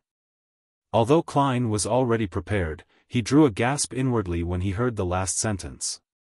This was different from usual. There were 2 or even more spectators around. It wasn't something that he could bullshit through if he wanted to. The content of his speech needed to be sufficiently realistic, without them being able to see through his lies or fake examples. Pressing down his clothes at his abdomen, he quickly stood up and walked to the podium as he buttoned his suit. Coming behind the podium and steadying himself, he surveyed the nobles, members of parliament, clergymen, and high-ranking civil servants. He said with a smile, "I'm a little nervous. This is my first time being stared at by so many people of such honorable standing. I was once active in a region where the poor gathered. I was active in the chaotic southern continent and, thus, saw many things. There was a young lady who helped her mother make pasted matchboxes from the age of 6. If she didn't do that, they wouldn't even have the money to buy rye bread after paying rent. The rye bread they eat is filled with mill feed, and occasionally, they will bite into gravel or rocks. The hardness make it usable as a rod to attack others. When this girl gradually grew up, although she led a laborious daily life, and her family lacked any additional funds, she still looked forward to the night schools run by the church. She wished to study how to read in order to grasp knowledge. This is because she knew that only by doing so could she stop living the way she did. Only by doing so would she not starve and be able to wear clothes that could really protect her from the cold. She wouldn't need to work at factories with harsh conditions and end up dying in her 20s. Klein had selected a portion of the experiences of the poor kids he had met before, merging them together as he conveyed them with his true feelings. He could clearly see many ladies more or less reveal looks of empathy. A number of girls even had their eyes flicker, such as Audrey Hall. She really is an easily moved child. I've acted from the bottom of my heart. I've even moved myself, much less a spectator. However, most gentlemen aren't moved. Some of them seem to already be aware of the situations of the poor. Some do not mind those of the lower class. Klein swept his gaze as he continued, "Our industry has been developing. In the future, we will definitely need more literate workers. Our election criteria has been relaxed. In the future, the ones who are eligible to vote will definitely include most of the educated. With the empathy towards these poor children and my expectations of the kingdom's future, I've decided to donate all my coin company shares that I have on hand to establish a bursary foundation that targets the poor. It lets them have the opportunity to enter official institutes of higher learning after attending the free night classes." Earl Hall, who had a beautiful mustache, nodded when he heard that. He was the first to raise his hands to gently clap. Amidst the vigorous applause, Klein returned to the seat belonging to him. Bishop Electra headed up and announced, "The shares that Mr. Duane Dantes donated are valued at £15,000. We would use it to establish a lone charity bursary foundation. Ladies and gentlemen, if you agree with him and pity those children who thirst for knowledge, you can contribute to this foundation." As he spoke, he pointed at the donation box beside him. Audrey retracted her gaze and pressed the corner of her eye and said to her father, "Father, I plan on donating £1,000. What about you?" As she spoke, her mind quickly summarized what she had observed. Duane Dantes has likely lived a lower-class life. His pity, empathy, and speech were all very realistic. Those poor children are truly pitiful. Just now, when the bishop mentioned that the shares were valued at £15,000, the corners of his lips twitched unnaturally. From the looks of it, he likely feels the pinch over donating the money. However, the sincerity of him donating it doesn't seem fake. This means that he's a gentleman who loves money, but he loves kindness even more. Why was he shocked when he saw me, and what is he hiding? He has seen me somewhere before but doesn't know my identity? But there's no need to hide that. He identified my necklace as a mystical item, so he was shocked before trying to attempt to hide this matter? If that's the case, it means that he's definitely a beyonder, one that isn't a low-sequence beyonder. I'll ask Susie later when I'm back. Perhaps, she noticed other details. She was hiding in the darkness, so he wouldn't be on his guard against her, allowing her to discover more. Amidst her thoughts, Audrey saw her father smile as he took out a checkbook and fountain pen. The value he wrote down was £10,000. Chapter 865, Earl Hall's suggestion £10,000. Audrey blinked as she used a very slight change in expression to express her surprise. Without needing her to voice out her question, Earl Hall had noticed her puzzlement. He chuckled and said, "This is an insightful man. His ideas have inspired me and resonated with me.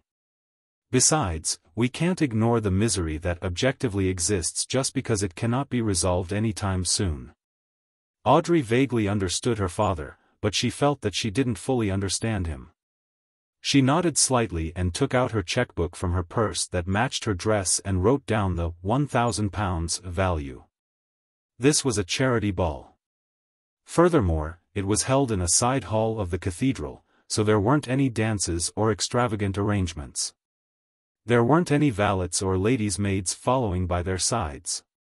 It was simply a charity event that had some degree of donations involved.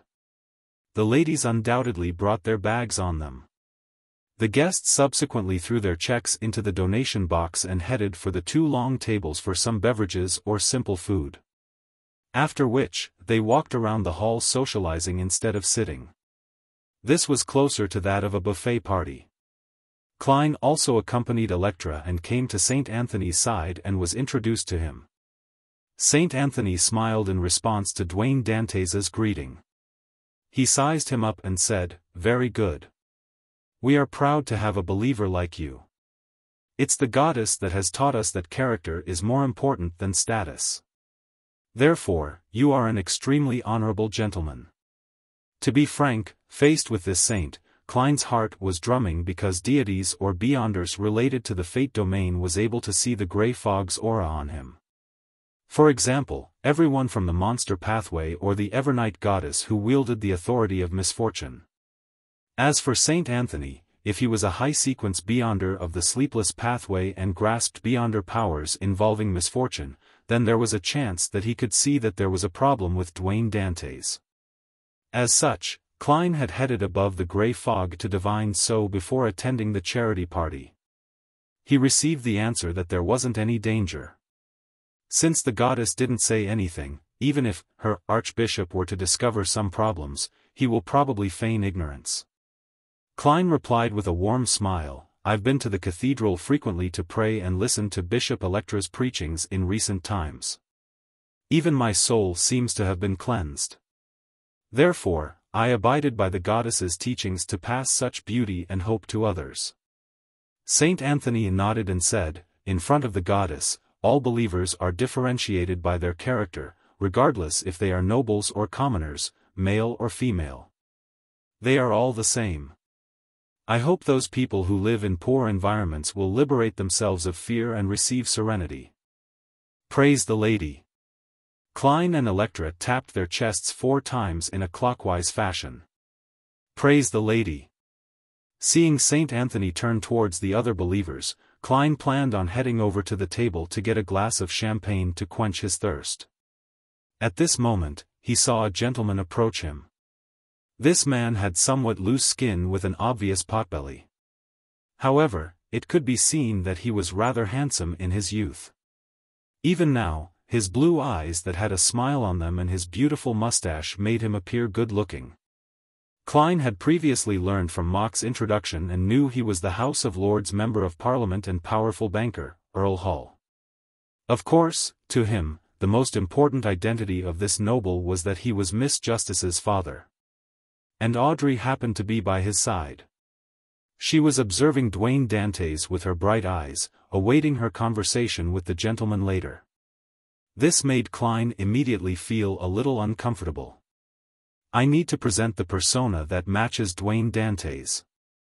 A person of ordinary birth who's working hard to get himself into high society. At this moment, he's bound to be a little nervous and restrained. Likewise, a gentleman who loves beautiful women will feel the same feelings when faced with the most stunning gem in Backlund's eyes. But he will also unknowingly showcase his own breadth of knowledge and show his charms to express his desire.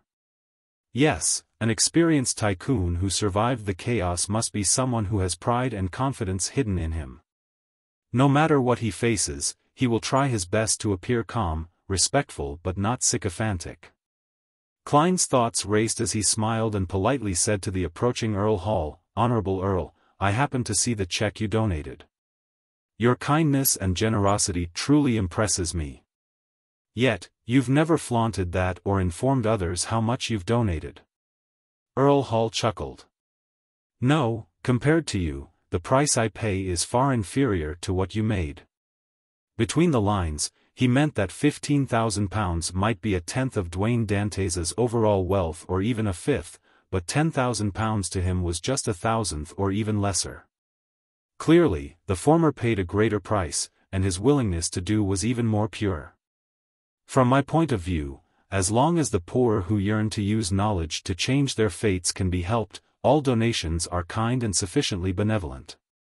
From this angle, the only difference between £10,000 and £15,000 is just £5,000. Klein tried hard to express his sincerity as he deliberately glanced at the listening blonde girl without leaving a trace. He knew that an ordinary, without a trace, was obvious in the eyes of a spectator. Audrey wore a faint smile as she silently listened to her father's and Dwayne Dantes's conversation, as though she hadn't noticed the gentleman peek at her. This made Klein lack confidence from his failure at receiving any feedback in his performance. Earl Hall laughed and said, "Then we shall agree to disagree. This isn't anything bad. At the very least, we are praising one another. I can tell that you once had a difficult period and had once led the life of the poor." Klein nodded and said, "I do not avoid such a past. They are my valuable riches. And this is something me and my friends lack," Earl Hall commented with a smile. "And it's because of this that you possess a unique and wise point of view. I hope there will be opportunities in the future to work with you." "That is also something I look forward to," Klein replied with a suitable level of sincerity. Earl Hall pointed to the side and said, "A couple of friends are waiting for me. I hope that your charitable ways and wealth keep increasing." Klein didn't drag on the conversation as he drew the crimson moon on his chest. "Praise the lady. Praise the lady." Earl Hall and Audrey tapped their chests in a clockwise fashion in unison. Watching them walk past him and in another direction, Klein secretly heaved a sigh of relief.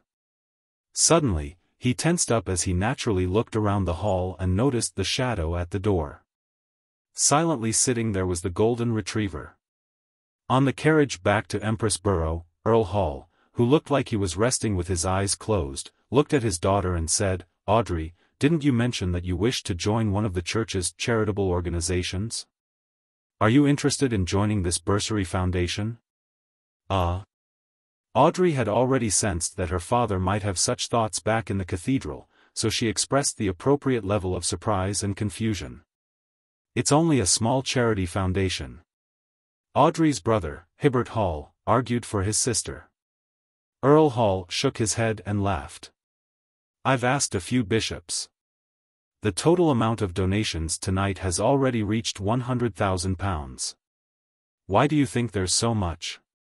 Hibbert frowned slightly as he said in thought, they were bribed? At the same time, Audrey gave her own point of view. Knowledge and the relaxing of the electoral qualifications? Earl Hall nodded and sighed. Nothing is an essential existence, including humans themselves as well as the nobility. He then looked at Audrey and said with a smile, there's no need to force yourself. I can get others to join the Bursary Foundation. I just wish that you will gain more knowledge because of this and now view certain matters as definite and immutable. Even if you miss this, there will be other charity organizations. Father, I'll consider it, Audrey replied seriously. After hearing Dwayne Dantes' recount of the stories of the poor, she had already decided on joining to gather more donations, to contact the government, and organize events to contribute her efforts to the cause. She was hesitant because she felt that the middle-aged man was a little problematic. After returning home, Audrey immediately brought Susie to her room and closed the door. What's your take on that, Mr. Dwayne Dantes? Audrey asked directly. The golden retriever sat opposite her and thought. He seems to know you or something on you. Also, a lot of the time, he's acting and leaving a certain degree of clues. He seemed to be guarded against me. He's extremely sharp, yes, I noticed it too. He might be a beyonder. He acted very well, but it's still an act. However, this is also very ordinary. At a social event, and faced with different people, we would all play different roles and engage in a corresponding act, Audrey said in thought. The biggest problem stems from his shock when he saw me. He was almost horrified. Also, he was embroiled in 2 cases, one after another, especially with that case regarding Baron Sindras. It seems to have some beyonder elements involved in it, with signs of someone being cued to do so. Susie gaped her mouth, unable to give a definitive explanation. All she could do was woof. Audrey began another train of thought. I'll get someone to investigate Dwayne Dantes, and after confirming that there aren't any major problems, I'll join the Bursary Foundation. Right, it's almost Monday. I can request Furs and Mr. Moon. They're both in Backlund. Monday afternoon at 3. Dark red beams shot up in the Grand Palace, materializing into blurry figures. Audrey quickly surveyed the area and looked to the seat of honor at the bronze, long table and bowed with a smile. Good afternoon, Mr. Fool. Chapter 866, Home. Upon hearing Miss Justice's greeting, the Fool Klein suddenly had a strong wistful feeling. After knowing her identity, status, looks, and situation, he had a deeper understanding as to why Audrey's tone had a happy and radiant air. He understood where they essentially came from, but he didn't end up envious or jealous because of that, nor did he believe that she lacked the toughness that was brought about by misery. Instead, he felt that in this world that had chaos, warped, and madness underlying it, having such a lady exist was really nice. A smile surfaced on his face as he gently nodded as an acknowledgement of Miss Justice's greeting. After the Tarot Club members exchanged greetings, Katlia nudged her glasses and turned her body sideways. She bowed in the direction of the blurry figure that was enveloped by grey fog at the end of the long bronze table. Honorable Mr. Fool, there are 3 diary pages this time. Queen Mystic has finally come online again. Klein lampooned and said with a smile, very good. A few seconds later, Katlia conjured the diary pages after receiving approval before seeing them leap into Mr. Fool's hands. Klein glanced at it casually when his heart skipped a beat. He realized that the diary pages provided by Queen Mystic depicted Emperor Rosel's early days. It didn't seem to contain anything important. Logically speaking, when being unable to distinguish the importance of entries, one will definitely prioritize the later diary entries. This would best restore the mystery as to why Emperor Rosel was agitated. I believe Queen Mystic is sufficiently clever. As Klein wondered to himself inwardly, he began seriously reading the first page. September 21st. Arrived at St. Millom. I've officially begun my first state visit. Faysac's weather is really a little cold. It's not even October and it looks like it's about to snow. It's no wonder it's famous for its various coats and winter wear. As well as its liquor. Fuck, the people here are ridiculously tall. As expected of a country that descended from giants. However, I have to say that I hate it when people look down on me. Tonight, I'll be going to a bar to find a Faysac beauty to share some drinks. Upon reading this, Klein suddenly suspected if Queen Mystic Bernadette's question was if she had a brother of Faysac descent. Holding back his tsking inwardly, Klein swept his gaze to the second diary entry. September 22nd. I think I blacked out. What happened last night? What happened to my Faysac beauty? I actually lost out to her in drinking. The embassy staff told me that the women here are often better at drinking than men. I should show some temperance when I head to bars in the future. I sure don't want some ugly, middle-aged woman to do unspeakable things to me when I black out. The alcohol here sure is strong. My headache has lasted an entire day. Thankfully, my stomach doesn't hurt. I should sleep early. I'll be visiting the Great Twilight Hall tomorrow. September 23rd. The Great Twilight Hall is indeed grand. It's like a myth materializing into reality. That building seems to be completely prepared for giants. Since I don't share their faith, I could only circle the perimeter. The square at the bottom of the Great Twilight Hall is also filled with the fragrance of alcohol. There were plenty of people there, some kneeling, some sitting, others playing musical instruments. They exude a rather relaxed and open feeling. I got to know a Faysatian who blows a bone flute. Compared to his kinsman, he's ridiculously tall. He's roughly 3 meters tall. His name is Honegger, and he claims to be from one of the clans in Faysac that have the purest giant bloodline.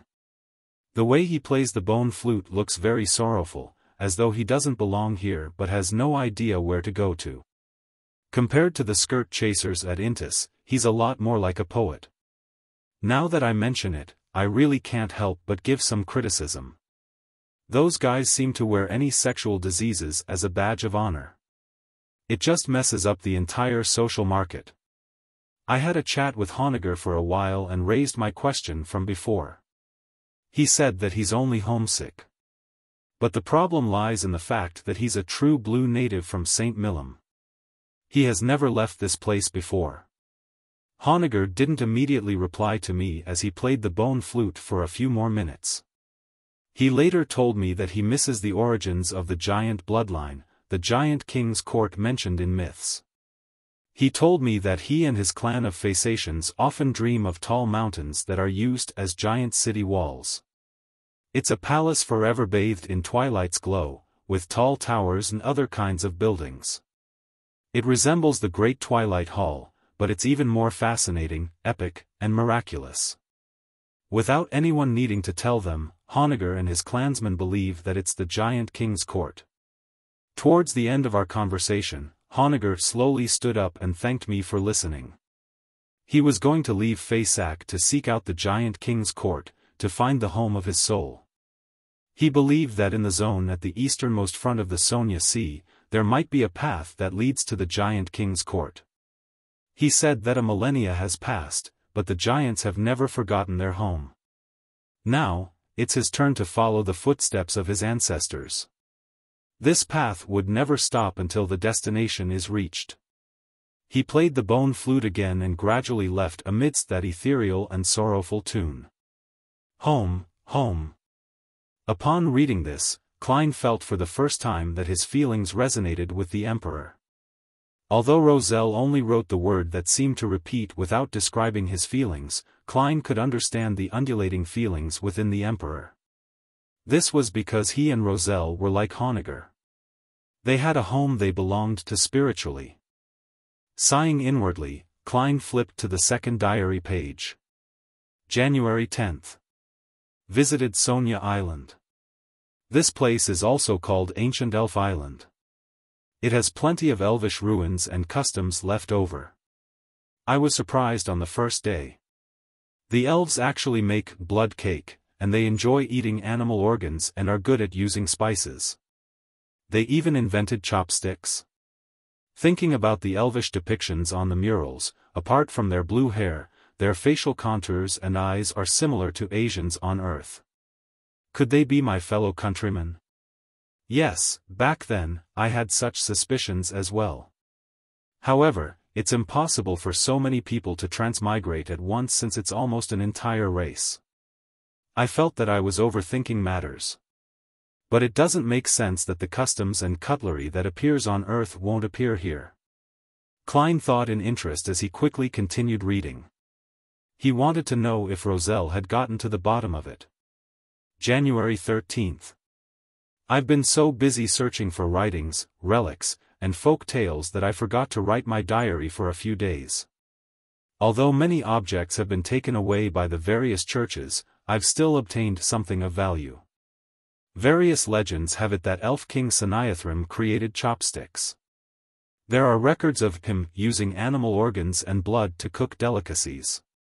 There are stories of this ancient god being good at identifying and using spices. It's acknowledged that he is their founding ancestor, the first elf. Due to certain reasons, he led the race and left the western continent that only existed in legends, bringing them to the northern continent. Could it be that this is a fellow countryman of mine, a transmigrator? He later produced an entire race? There's nothing ancient gods can't do, including having children. He apparently had a wife who was also an elf. I'll need to think this through. January 16th. After further investigation, elves might really have nothing to do with transmigrators. At the very least, they didn't leave behind any Chinese, English, or other symbols. They have likely been using Elvish all the time. Nothing of it gives me a sense of familiarity. Furthermore, the inventions we have in common didn't appear before I came. Likewise for famous quotes. There are only proverbs and idioms with similar meanings but with a completely different choice of words. From all the items and legends I have now, none of them support my theory. This is a little disappointing, but it also makes me relieved. If I were to encounter another transmigrator or other transmigrators, I really have no idea how to face them. January 17th. I dreamed of the home I've nearly forgotten.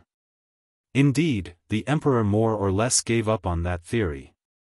Klein flipped to the next page and saw the final diary entry. April 2nd. My daughter is smart. She can speak before the age of 1. Although she has only learned a few words, I believe that her subsequent development can't be slow. She must have inherited this from me. No matter how I look, she looks a little like how I looked like on Earth. Could it be that a soul will also bring about some level of inheritance? I'll just treat it as so. Bernadette, this name is quite good. It sounds beautiful, but deep in my heart, I keep having the urge to give her a Chinese nickname. Sigh, she won't get to see her real grandmother and grandfather. April 3rd. I suffered from insomnia last night because of the wistful thoughts I suddenly had yesterday. Thankfully, I know cogitation. However, this also made me consider a problem. That is whether I should secretly teach Bernadette Chinese. No, I can't. If she were to understand the diary entries her father had previously written, I'd rather kill myself. In my daughter's heart, her father is filled with honor. However, using Chinese to write my diary is my final tether to Earth and my past. My daughter should inherit this tether to a certain extent. April 6th. After a few days of consideration, I've decided to teach Bernadette 2 Chinese characters as though they are special symbols. I'll tell her that this is a protective incantation that her father is giving her and that she is to remember it forever. She doesn't need to know the corresponding meaning. All she needs to do is to remember it. The word in Chinese is, home. Home. Klein repeated this word again as he felt his eyes redden a little. He finally understood why Queen Mystic had chosen these 3 diary pages. This was because it was the protective symbol her father had left her. Home. At this moment, Klein seemed to see a river of emotions. Its surface was flowing silently, but there were infinite eddies flowing underneath, churning without end. Klein retracted his gaze and made the diary pages disappear. Looking up at Katlia, he asked, "What's your question?"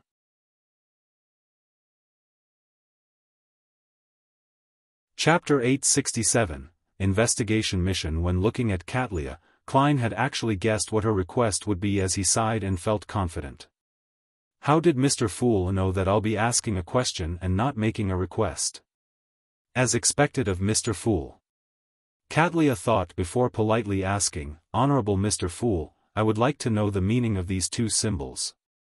After receiving permission, she conjured the Chinese characters. They were Gu and Xiang. As expected. Klein sighed silently. When combined together, they mean home, the homeland for one's soul. When combined together, the homeland for one's soul. Katlia placed the emphasis on the second sentence because she knew very well where home was for Queen Mystic, nor did she believe that it was anything special.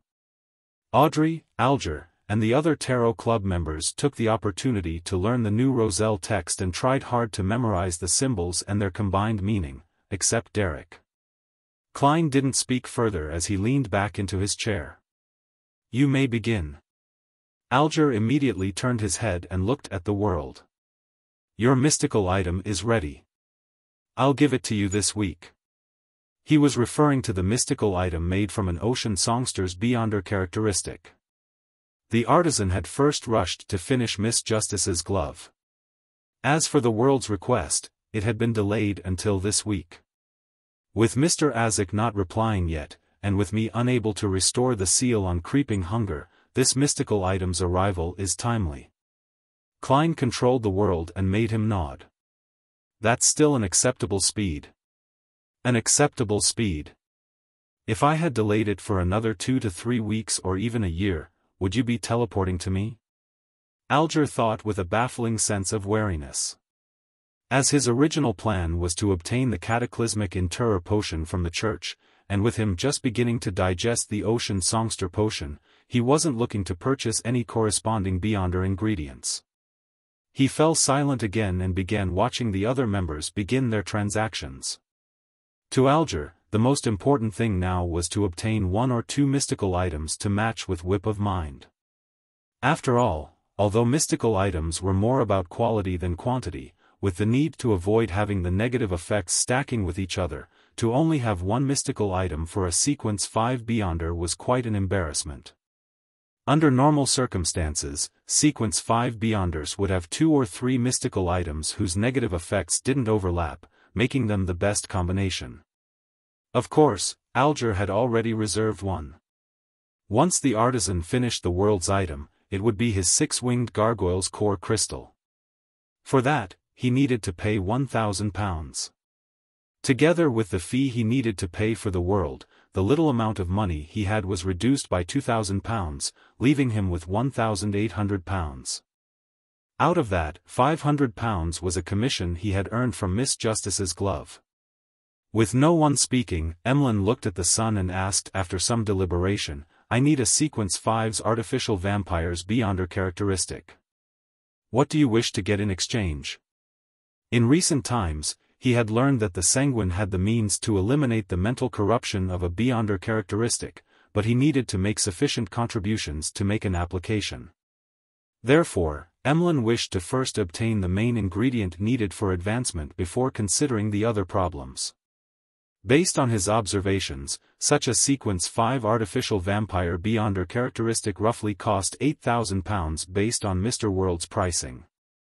As for himself, he only had £5,400 and was still a little short. Based on Emlyn's original thoughts and habits, he needed to save up £8,000 before requesting a trade with the Sun. He wasn't a sanguine who liked to buy things on credit, even for the newest and best doll. Nor could he thicken his skin to borrow from others. All he would do is be more frugal, work harder, and save up more. However, he quickly realized something. The Sun didn't accept cash. To the residents of the City of Silver, loans cash was no different from scrap paper. Therefore, Emlyn believed that the Sun would make a request for an item, so it was better to learn of it to prepare it ahead of time. Furthermore, the Sun doesn't understand the market prices. Perhaps the thing he wants only costs £5,000. In the hopes of being pleasantly surprised, Emlyn lifted his chin slightly and looked at the Sun beside him. Derek thought seriously and said, Sun Pathways Sequence 5 Potion Formula. He originally wished to request him to repay his debt with Mr. World, but he realized that Mr. World hadn't raised any requests at all. Hence, he didn't find it appropriate to relegate it to someone else. In addition, having participated in so many tarot gatherings, Derek was no longer the newcomer who knew nothing. With the City of Silver having an exchange standard, he knew the difference between a Sequence 6 notary potion formula and a Sequence 5 beyonder characteristic very well. Using the former to cover the debt of the latter would be a terrible deal, therefore, he changed his request to the Sequence 5 potion formula. Sequence 5 potion formula. That's very difficult to purchase. It will cost between £4,500 to £7,000. It will mainly depend on how urgent both parties are. Also, there's a cost to verifying its authenticity too. Emlyn was just about to answer when he heard Mr. World's hoarse voice sound, "I have it." Instantly, the palace that looked like a giant's residence fell silent. All the Tarot Club members appeared a little wooden. Is Sequence 5 that common? Emlyn felt down when he realized that he still wasn't at Sequence 5 yet. After calming down, he asked, "How much will it cost?" Considering Emlyn White's financial situation, Klein made the world chortle deeply. £5,000. Priest of Light Potion Formula. £5,000? Emlyn was first taken aback before he said without hesitation, "Deal." It was like he was facing a discount for a doll he had been longing for. "All right." The world nodded as though it wasn't a major transaction. Then, he saw Miss Justice look around and hear her say, "I'd like to commission an investigation mission." Investigation mission. The fool Klein's heart skipped a beat as the world's expression turned somewhat sluggish. "What is it?" Furs asked proactively. Her impression of Miss Justice's commissions was that they were relatively simple while paying handsomely. She definitely needed to take it. Audrey organized her words and said, "There have been two matters that happened in Backlund recently. One is Baron Syndra's. He was suspected to have been framed. The other is Member of Parliament mocked being assaulted because of the environmental measures." Furs found Miss Justice's description especially familiar because she had been present for the two matters. She had witnessed them and was involved in them. She unknowingly straightened her back, waiting for Miss Justice to continue. "And in these two matters, there is a tycoon named Dwayne Dantes involved. He came to Backlund 2 months ago, and he had donated more than £10,000 of shares to the Church of Evernight in an attempt to establish a bursary foundation that targets the poor." Audrey described using a tone as though she had never directly interacted with him and was simply suspecting something about him from the data and rumors she had received.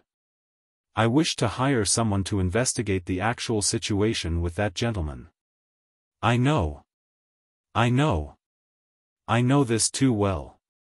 He's rather rich and he looks pretty good. He handles matters with experience and in a mature manner. He's someone with kidney or bladder problems." Furs nearly raised her hand to shout out her thoughts.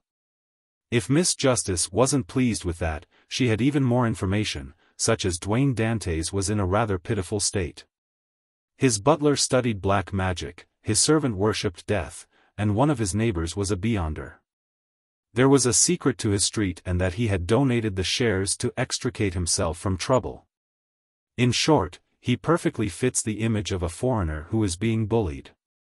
I nearly recommended him a medicine that treats kidney and bladder problems. After all, Mr. Moon is skilled in such matters. I can still earn a commission through this. Yes, there's no rush.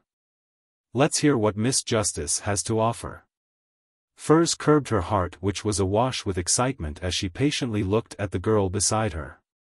However, her body language and emotional upheavals had betrayed her in front of a spectator. Audrey was rather surprised and puzzled by this. She never expected Furs to know Dwayne Dantes and seemed to know quite a lot about him. This made her have a new guess as to why Dwayne Dantes was shocked when he saw her. She suspected if Furs had once said or shown something to the man. Meanwhile, Emlyn was a blank. He knew nothing about what Miss Justice had mentioned. All he could do was confirm that these happened in Backlund. As for the fool Klein, who was leaning back in his chair, leisurely looking at the members, he nearly twitched the corners of his mouth. Miss Justice's commissioning of others to investigate Dwayne Dantes had exceeded his expectations. This was because they had only met once at the charity party. They didn't seem to have any deeper interactions, so there was no need for any further investigations. Could it be that I exposed something about myself that garnered Miss Justice's interest? Or could it be that by donating £10,000, it shows how much importance Earl Hall places on this? Hence, Miss Justice decided to secretly carry out investigations because she's worried for her father? Klein's mind raced as he hurriedly thought of a solution. At this moment, Audrey deliberated for a moment and looked at Miss Magician and said, "An initial investigation for £500. If you encounter danger, causing the difficulty to rise, I'll compensate you with more." "No problem." Furs hurriedly organized her words inwardly. Just as she was about to say something, she saw the World Gehrman Sparrow raise his hand. He had raised his hand.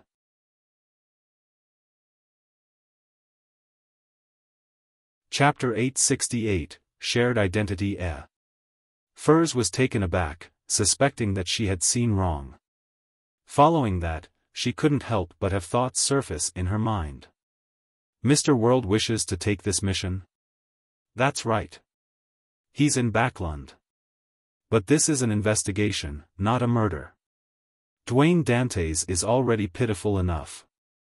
Leave Dwayne alone. Eliminating the investigation target implies completing the investigation? Because there will be no need to make another investigation. What do I do? Do I still take the mission?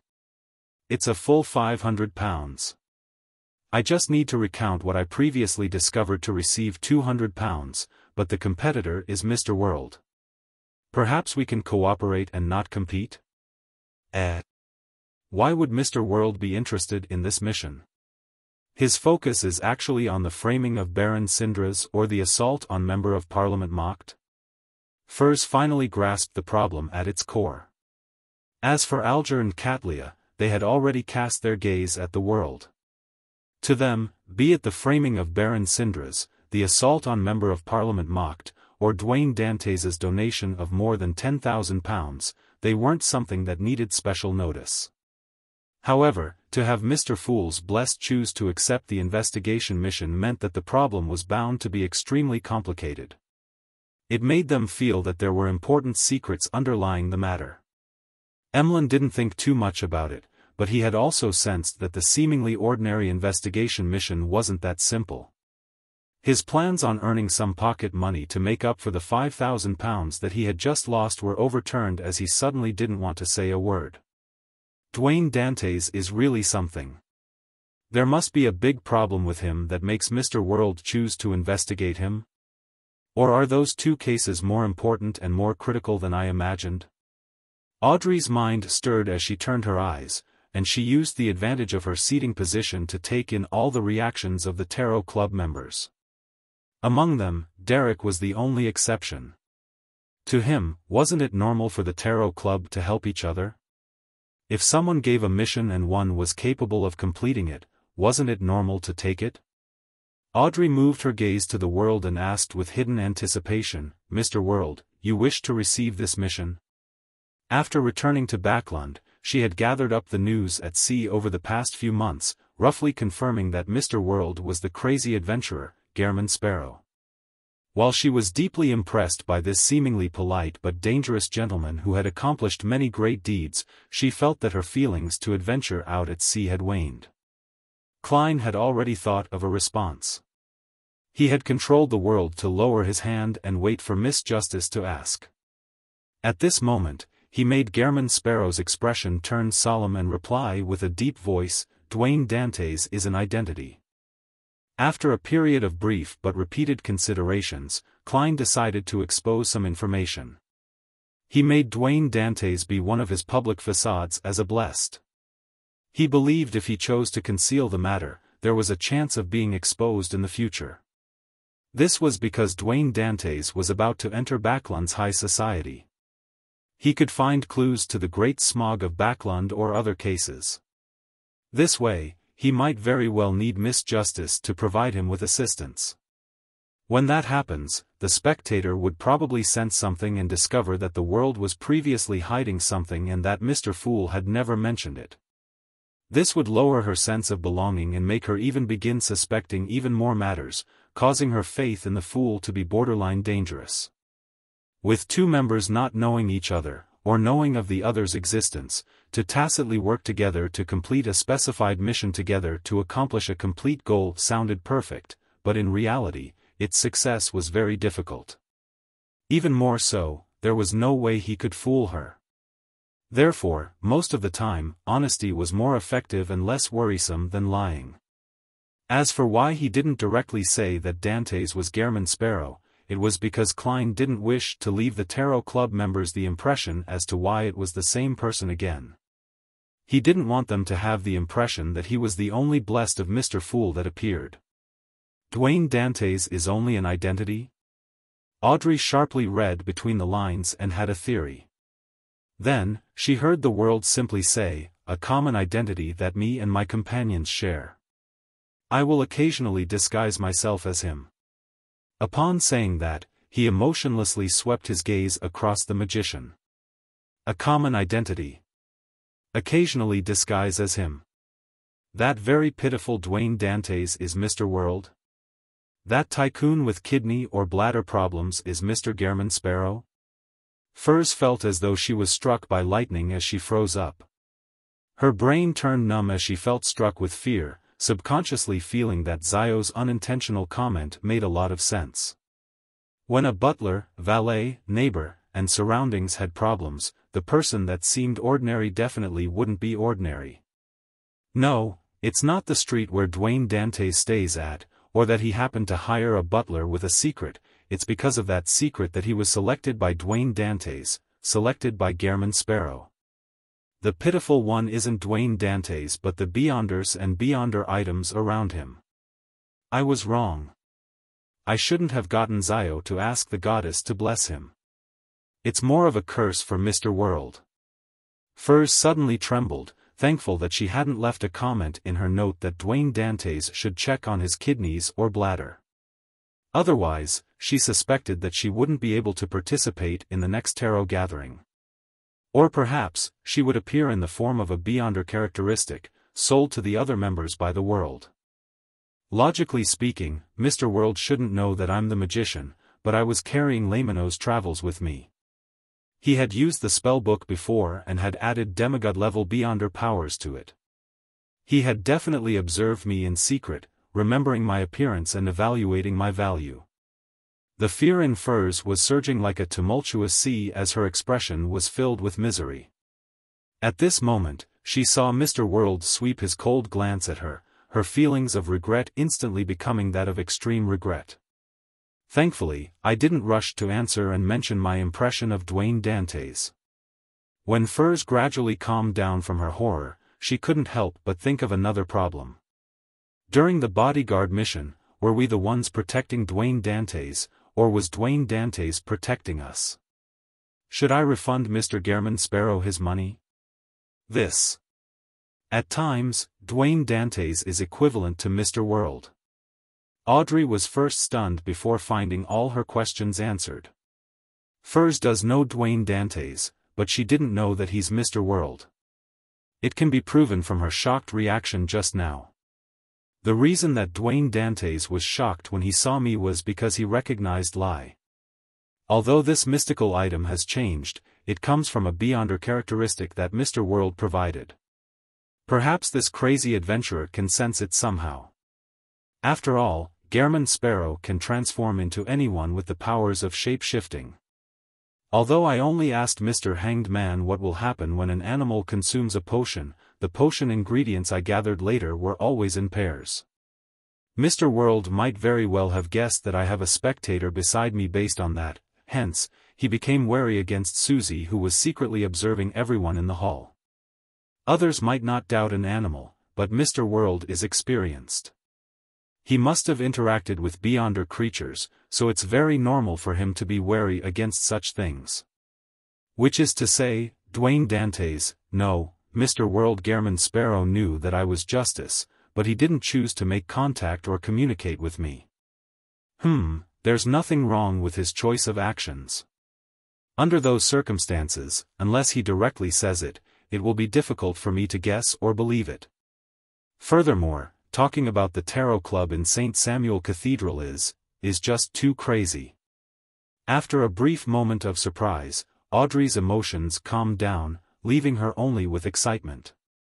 Apart from the magician Furs who she introduced, this was her first meeting with another member of the Tarot Club.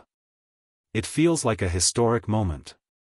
Yes, Mr. World as well as Mr. Fool's other blessed. They should also be considered the world. But why was the identity of Dwayne Dantes made? What are they up to? The matter of Baron Syndra's being framed, Member of Parliament mocked being assaulted, and their donation to establish a bursary foundation really are more complicated and important than I originally imagined. Why do I feel that the kingdom's upper echelons are beginning to stir in a state of unrest? I had this feeling back when Prince Edisac died during the Great Smog of Backlund. Today, it's even more intense. Now that I know the identity of Dwayne Dantes, I might be able to participate and cooperate indirectly, reducing the risk my parents might suffer, reducing the risk of the innocent. Amidst her thoughts, Audrey quickly made up her mind. She would accept her father's choice to join the Lone Charity Bursary Foundation, then she inwardly quipped, wouldn't it be very logical to have Justice from the Tarot Club join the charity foundation established by Mr. World from the Tarot Club?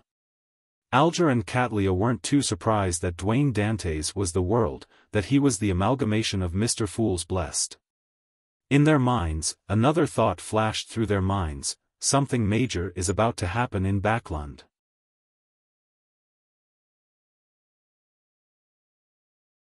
Chapter 869, Report Him. Is something brewing in Backlund again? An extension of the Great Smog of Backlund? As Alger and Catlia wondered about the framing of Baron Syndra's and the assault on Member of Parliament mocked, they planned on using their own respective channels to obtain more detailed information to see if they could discover anything abnormal. They weren't in a rush. They had no intention to directly ask the world what his motives or exact plans were. They felt that he wouldn't answer in detail. At best, he would just make a comment, therefore, they planned to gather more information first to do some preliminary investigations. They would then decide on their subsequent course of action depending on the exact situation. At the same time, they suddenly realized that the public announcement of the identity of Dwayne Dantes seemed to be a boon for them. As long as they paid attention to news of the tycoon, they could roughly grasp the actions of Mr. Fool's blessed, and from there, they could provide tacit cooperation or help. And since this was just a fake identity, it could be disposed of the moment any problems were exposed. Similarly, they could be a witness for this identity, making Dwayne Dantes appear more realistic. The simplest example was that if this tycoon had a background at sea, Katlia could provide her crew, friends, and partners the relevant information, making them believe that such a man existed. By the time the official organizations attempted to investigate Dwayne Dantes' origins, they would discover that he did exist and that those matters did happen. After a brief silence, Audrey was just about to answer Mr. World's question when she saw Mr. Moon sit up straight and look to the end of the long bronze table, taking the initiative to ask, "What is this public identity used for? Are there deeper problems present in the cases mentioned by Miss Justice?" As a citizen of Backland, Emlyn was quite concerned about his living environment. "Why don't you investigate all these questions yourself? To not be swept into the vortex, I have already exposed myself." Klein lampooned Emlyn and made the world give a deep chuckle. "Of course. It's awaiting further investigation." His succinct answer could be translated in detail to, "The two cases definitely have deeper problems, but that's a secret. I don't plan on telling you. Likewise, don't ask about the purpose of the identity of Dwayne Dantes." Although Emlyn was quite bad at reading people, he could still understand what the world was getting at. He chuckled dryly and leaned back, pretending as though he was very pleased with the answer. When Audrey saw this, she used a second to stop the corners of her mouth from curling up. Then, she said to the world, "All right, I understand. Thank you for the information." At this moment, she was further convinced that joining the Lone Charity Bursary Foundation was a good thing for her. In the future, if she were to face any danger or had any matters she couldn't handle herself, she could inform Mr. World ahead of time. Then, she could head to the foundation as per normal, busying herself in the office adjacent to Dwayne Dantes's. If the psychology alchemists have their suspicions about me, or if they use a mission to test me, I'll get them to meet me at the foundation. Dwayne Dantes's image is completely different from the way he acts as the world above the gray fog. Yes, Mr. World is an experienced actor. Also, Dwayne Dantes is a public identity. He won't always be synonymous to Gairman Sparrow. It's no wonder there are rumors of him liking a wide range of women. A crazy murderer and adventurer like Gairman Sparrow definitely is a good match with a pure and innocent girl. As a spectator, Audrey couldn't help but imagine that. As for Klein, he couldn't help but lampoon when he heard her reply. "What do you mean, thank you for the information? Shouldn't you be paying £500 in investigation fees? Are you treating it as something shared among members?" He made the world nod without further mentioning the matter of Dwayne Dantes. He then turned to look at Little Sunday. "Do you have Bizarro Banes over there?" The world paused and added, "Perhaps you use a different name to refer to it. In short, it's good at disguising itself, and it has bizarre powers. It's nearly at the demigod level and has a mane. I gathered from its characteristic." He deliberately mentioned that it was nearly at the demigod level, not to flaunt the fact to him, but to warn Little Sun that this was a very dangerous monster. However, Alger and Katlia didn't pay attention to this point. As a representative of Mr. Fool's Blessed, it was very understandable for the world to purchase demigod-level materials on behalf of his peers. Besides, even if he was preparing it for himself, it wasn't anything astonishing. Gairman Sparrow was already a Sequence 5. It was very common for one to gather the ingredients ahead of time. Without realizing it, they felt that Mr. World's advancement from Sequence 5 was seemingly a good thing. Derek thought and said, "It's not among the commonly seen monsters, but perhaps someone might have encountered it before. I will search through the books or help you ask." The world tersely answered and fell silent. After Furs made her request, to buy an ancient wraith's cursed artifact and remnant spirituality, to no avail, the transactions came to an end. Before Mr. Hanged Man could ask the sun, Furs stole a glance at the world and said, "I recently had a strange dream." In it was an almost genuine treasure trove, including, she described, in detail, the scene she had seen, and towards the end, she said, "That is the complicated symbol formed from fate and concealment, Furs was just about to look towards Mr. Fool to request permission to conjure it when she heard the world say, "Are you talking about this symbol?" The world first made a request before conjuring the symbol. The badge was only the size of an eyeball. On the surface, there were symbols that symbolized fate and concealment. It came from Lenevis, and it was the proof of admission to the Hermits of Fate's gathering. However, Klein had never made any attempts to participate in it before. Furs glanced at it and stammered a reply. Yes, that's it. After she answered it, she realized that Mr. World hadn't only produced the symbol, but he had also produced an item. Suddenly, she came to a realization. Dwayne Dantes had chosen Buckland Street for a reason. Just as she had the thought, she saw the world say with a hoarse voice, "That treasure is a trap. He does know." Thankfully, I was wise to seek the advice of the experienced. Furs heaved a sigh of relief as she smiled. "Thank you for your reminder." Audrey asked out of curiosity, "Mr. World, what does that symbol represent? Why do you call it a trap?"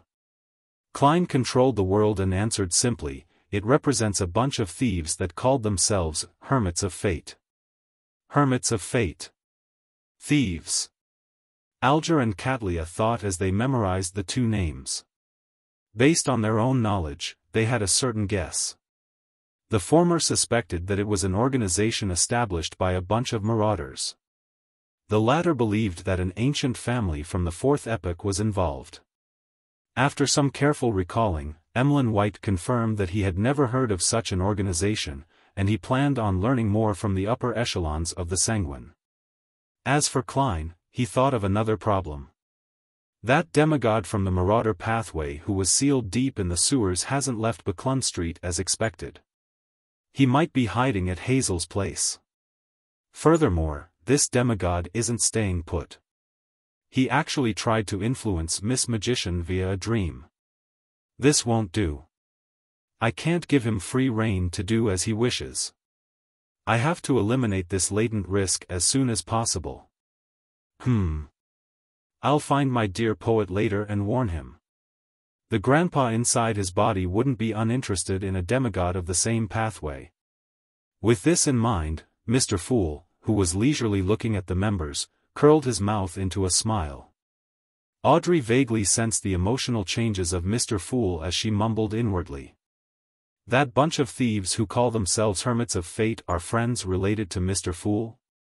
The talk about the treasure in the dream quickly came to an end. Katlia thought of something and said to the world, "I'll give you the intelligence you want this week." At this moment, she was a little curious as to why he needed information on West Balam. However, she wasn't the sun or the moon who would ask the moment they didn't know something. She was more accustomed to do a search for clues first. "All right." The world nodded. Klein sighed inwardly. With this secret organization, many things were indeed much simpler. Seeing that he had nothing else to say, Alger turned to look at the sun. "Have you figured out the matter regarding your former chief's mausoleum?" Derek said, somewhat ashamed, "I just made 2 friends." As a Beyonder from the Sun pathway, he won less than 1 in 10 matches when in combat at the training field. After suffering plenty of beatings, he finally established a relationship with his former acquaintances. However, the ones he could call friends only numbered 2. Without waiting for the hanged man to answer him, he hurriedly added, "However, I heard that the 6-member council wishes to open the mausoleum. Regardless, they wish to retrieve the characteristic at the very least." In the City of Silver, no one felt that such an operation was problematic. To them, being wasteful was a sin. Alger nodded gently as he changed his admonishing words he was about to say. "Not bad. They don't necessarily have to be friends in order to provide you with help. When you establish a bigger network, you will naturally obtain more intel."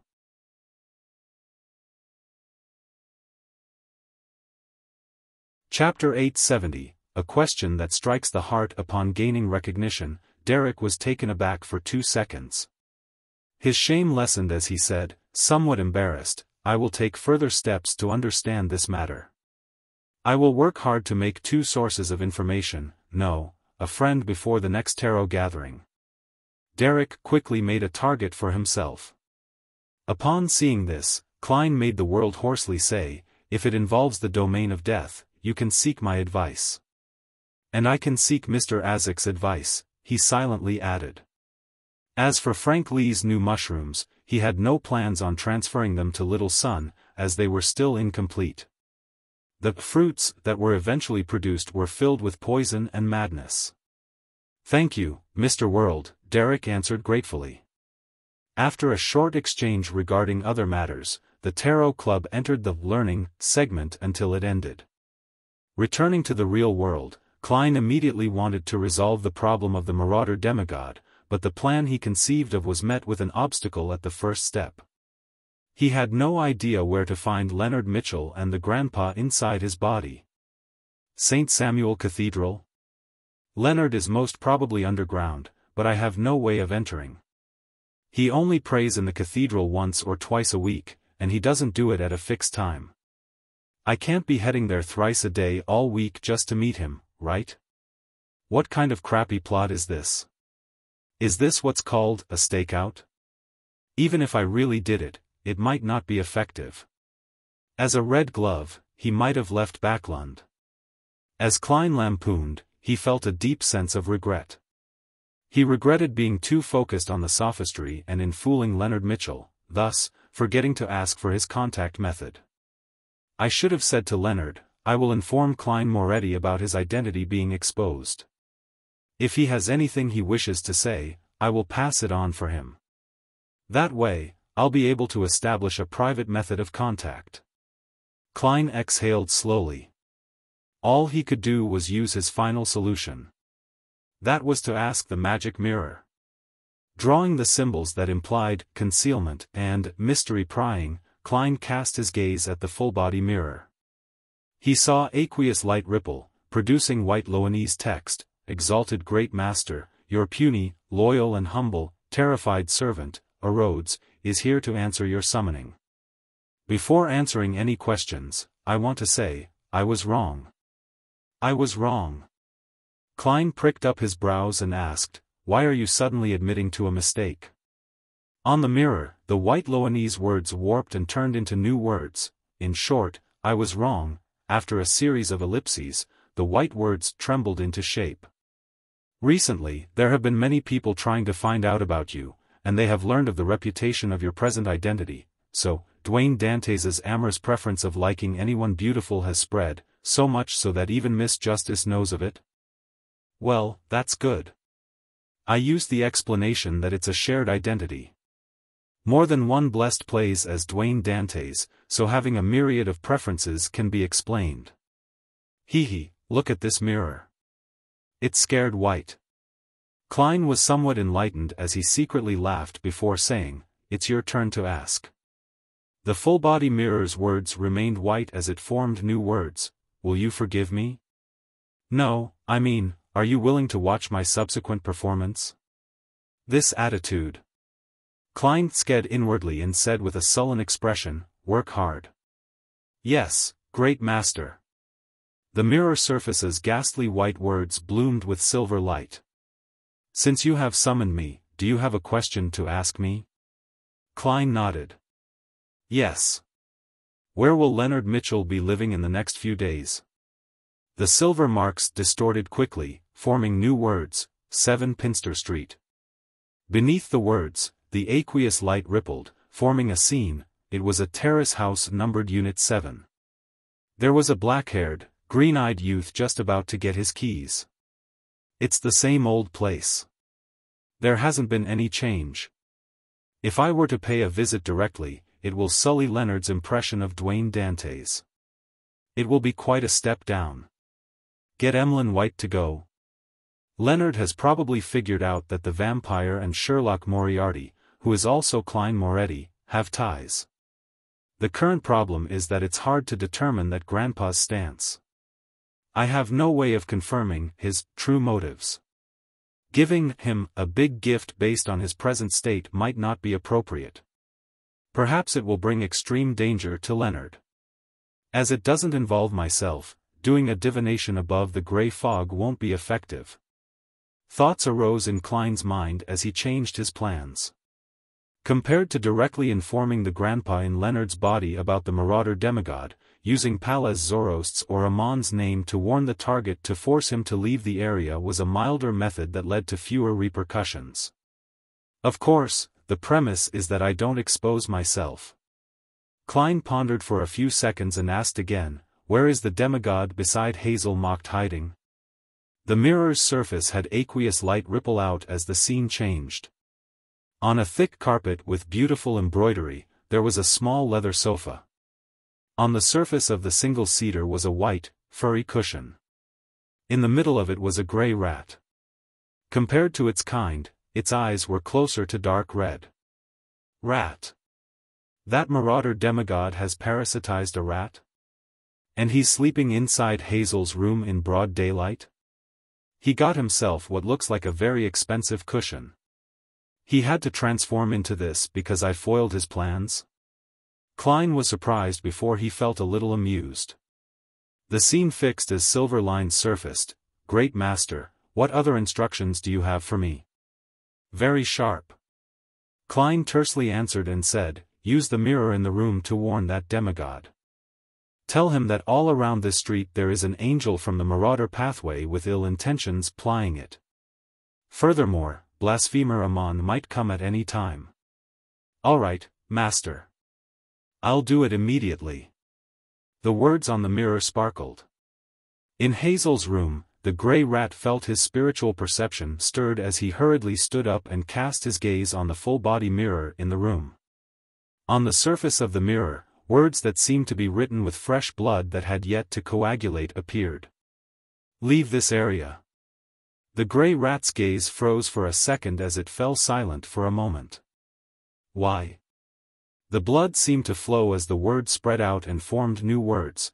The surrounding area has an angel from the marauder pathway in urgent need of replenishment plying it. This pathway is the nemesis of all high-sequence beyonders. Blasphemer Amon is rushing over. I'm warning you because I do not wish for them to benefit.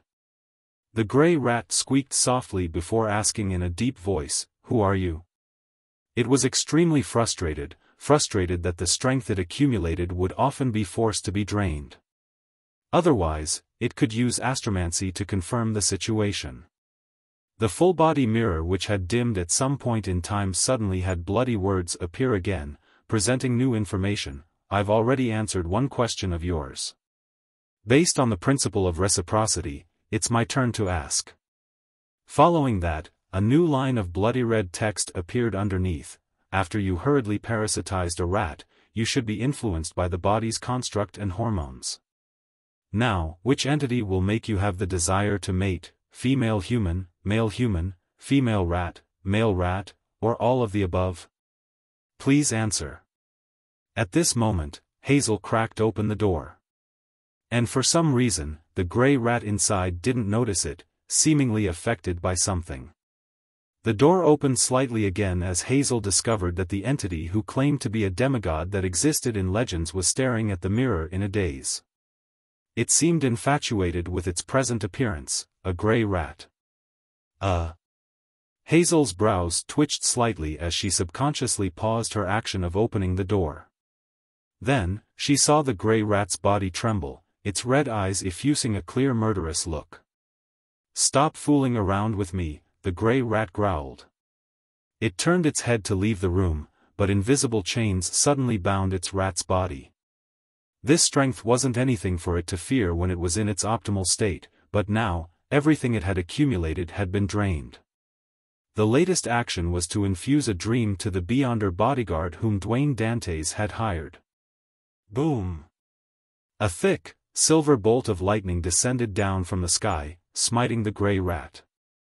The scene before Hazel's eyes turned blinding white as she couldn't see anything. Immediately, her vision recovered as she found the grey rat on the ground, charred black. Its limbs were twitching.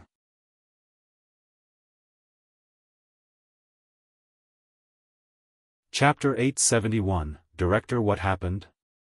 The sudden change made the inexperienced Hazel momentarily lost as to how to react. She stood there in dazed silence for a few seconds before pushing open the door and rushing in. When she arrived beside the charred rat, the existence that claimed to be a demigod rolled in a fit, speaking with a calm tone, "You forgot to close the door." Ah, Hazel first wore a blank look before realizing that she had failed to close the door like she usually did because of her eagerness to access the situation. Doing so prevented the maids from peeping in. With the rat appearing fine, Hazel pursed her lips and turned around, walking back to the door. During this process, she didn't forget to glance at the full-body mirror. She saw that everything in it looked normal without any problems. It clearly reflected everything in the room. There weren't any additional people or objects.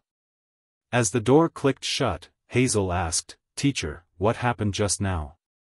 The charred rat looked at her sidewards as it cast its gaze beyond the window. In the world of mysticism, anything that involves supernatural power is filled with danger. You can't be too careless. I had tried to use the mirror to do a divination, but I ended up garnering the attention of an unknown existence. After an intense struggle, I finally resolved the problem and prevented the danger from spreading across the street. The rat spoke fluently without any stammering or hesitation, as though being struck by lightning was something trivial. "Is that so? Why didn't you warn me of such matters in the past?" Hazel couldn't help but frown, as she could smell the mixed smell of charred fur and disintegrated fat. Without waiting for her reply, the rat turned to face the balcony and said to her with its back towards her, "My physical condition has deteriorated as a result. I'm no longer suited to staying here, or else I might be discovered by the Church of Evernight. Yes, find an opportunity to send me to your manor in the countryside." Looking at the rat's charred fur, and smelling the fragrance of roasted meat, Hazel fell silent for a few seconds. Suppressing her doubt, she nodded and said, "All right." 160 Buckland Street. Sitting in the reclining chair, Klein saw the full-body mirror ripple with aqueous light again as silver light arose.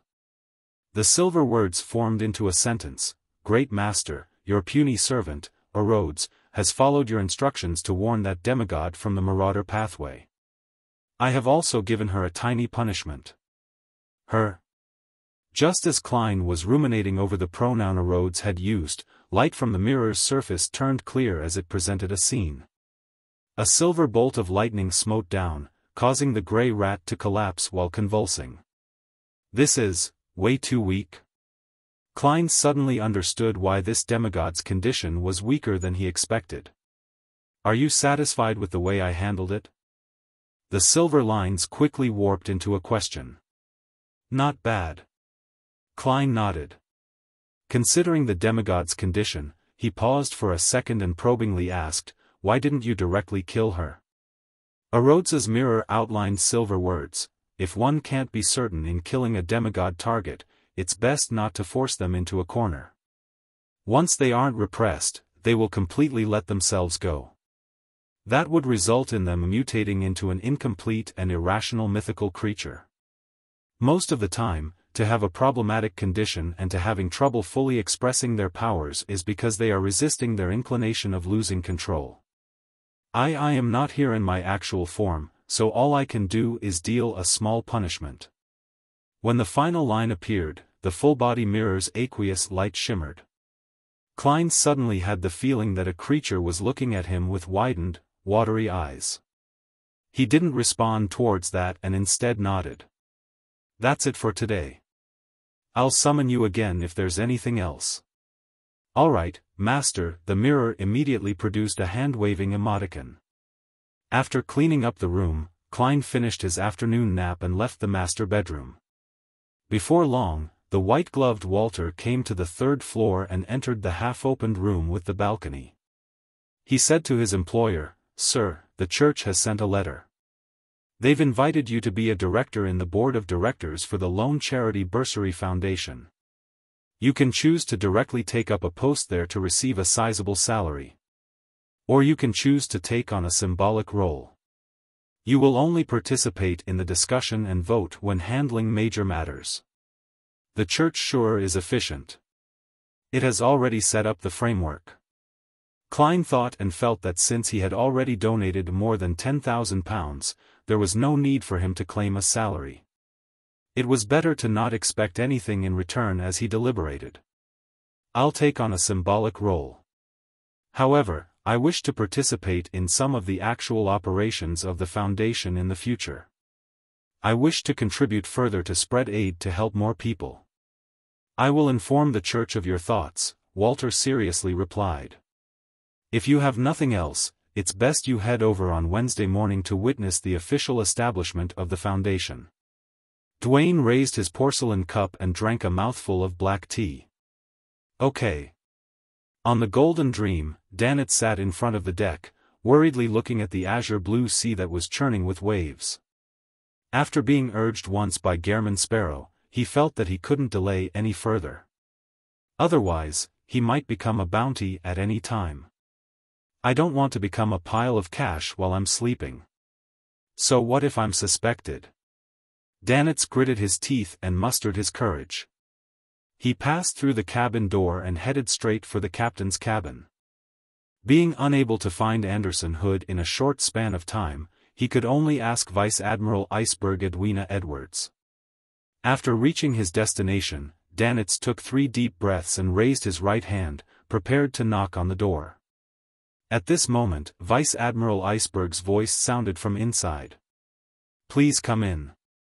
Danitz's right hand paused in midair as he forced a smile and entered. He saw that his captain was sitting behind a desk, holding a dark red fountain pen. He had no idea what she was writing. Captain, I have something I'd like to consult you about. Danitz came over and bent his back slightly as he said with a smile. Edwina put down her fountain pen and pulled at her sleeves that were laced with flowers. She glanced at Danitz and said, You wish to ask about West Balam? Danitz's expression froze. The captain already knows? It must be those bastards and dogs hit like Beryl and Iron Skin. They told Captain about it. I know that no secret can be kept on this ship. And it's even more so for Captain. After cursing inwardly, Danitz forced a smile again. Yes, as you know, I'm very interested in history and geography. Edwina's limpid eyes moved slightly as she looked out the window. This is international politics. Without waiting for the stiff Danitz to find another excuse, she continued on. In West Balam, there are cities managed by the Loanese, valleys belonging to Intis, native generals who are supported by loan, and tribes who follow Intis orders. There are also powerful independent states who rely on the requirement that both nations are balanced. They are secretly connected to the different factions of the numinous episcopate and are in a rivalry with those who claim to be the descendants of death.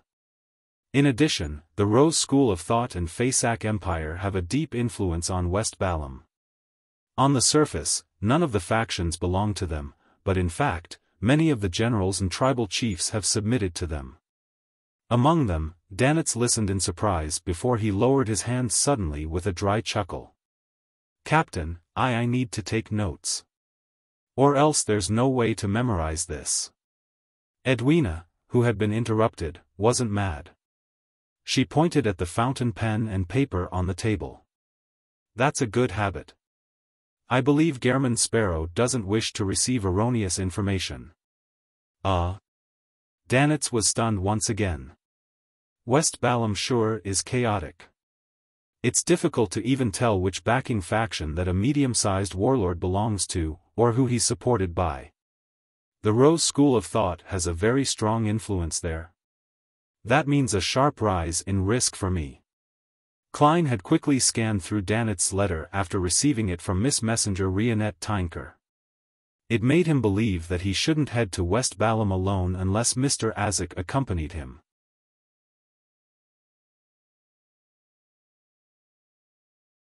Chapter 872, Results of Mediumship. Watching Miss Messenger leave, Klein glanced at the letter in his hand and considered the problem of West Balam again. He believed that he needed to make preparations in case that Mr. Azek wouldn't reply to him in the next month. That also meant that when July came, he might very well have to head to West Balam with a few military personnel, without the Death Consul's protection. If that happened, the shadow of the Rose School of Thought would ultimately hang over him. Two choices. If I confirm that it's extremely dangerous, I'll directly abandon my identity as Dwayne Dantes. On the contrary, I should seriously consider a customer list. I will not have myself involved in any faction that's suspected to have ties with the Rose School of Thought. I might as well set a target first to make any unexpected developments be controllable. The information provided by Danitz likely comes from Vice Admiral Iceberg. The two native generals mentioned seem rather special. The other factions, regardless of the reason, will have a note of their ties with Lone, Intis, Faysak, and Fainapotter, or the various inclinations of internal factions that form a counterbalance. Only, for them, there is no mention of foreign countries other than the point about receiving support from the numinous episcopate. Klein read the content from beginning to end as he vaguely figured something out. He had his initial suspicions that the two native generals were related to the Church of the God of Knowledge and Wisdom. The reason why Edwina didn't make any note was to deliberately point out their uniqueness, telling Gehrman Sparrow that they were targets to cooperate with. This way, she didn't need to worry that there would be a leak from Danitz, as there was no information to leak other than a hint. May Sanchez, Katamia. The former receives the support from the royal faction of the numinous episcopate. The latter secretly claims to be a descendant of death. Even if it's real, who knows how many generations separated he is. If he were to meet Mr. Azek, how should he refer to him? Klein chuckled and shook his wrist, burning up the letter. Following that, he began enjoying an exquisite afternoon tea in the half-opened room with the balcony until Walter entered and whispered, "Sir, the police are here again. It's regarding Quarren's suicide." The matter's clues superficially pointed to Dwayne Dantes, so even though Baron Sindras had handled the matters, the police would visit him from time to time. Otherwise, the reporters would claim that it was a dereliction of duty by the police. As for the assault on Member of Parliament mocked, as Dwayne Dantes was only a relatively important eyewitness, they didn't disturb him further after taking his statement. Invite them to the activity room on the second floor with the garden. Klein placed the butter sponge cake he had taken a few bites from onto the plate and drank a mouthful of tea. As the master, he didn't need to worry that his food would go to waste. This was because the leftovers would be given to the servants. If he were to eat them clean all the time, or request them to prepare the perfect proportions, then his reputation as a stingy master would spread across the servants on the street before reaching the ears of the ladies and gentlemen. Walter replied with an unperturbed expression, "They wish for you to head to the police station. Today is the day the Quarren family will be identifying the suspect in a police lineup. They say that they are very sorry, but this is a necessary process that cannot be skipped." Klein slowly got up as he said, "Understandable. Richardson, get me my coat, hat, and cane." Since he was already no longer involved in the matter, he was rather willing to figure out what Quarren and his family had encountered from a bystander's perspective, and also how the matter had been directed towards Baron Sindras. Inside a spacious room in the police station at Northborough, Klein stood behind a glass wall and saw Quarren's family.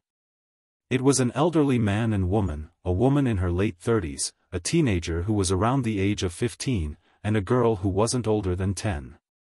Their gaze swept the suspects behind the glass wall before landing on Dwayne Dantes at the same moment. "It's him!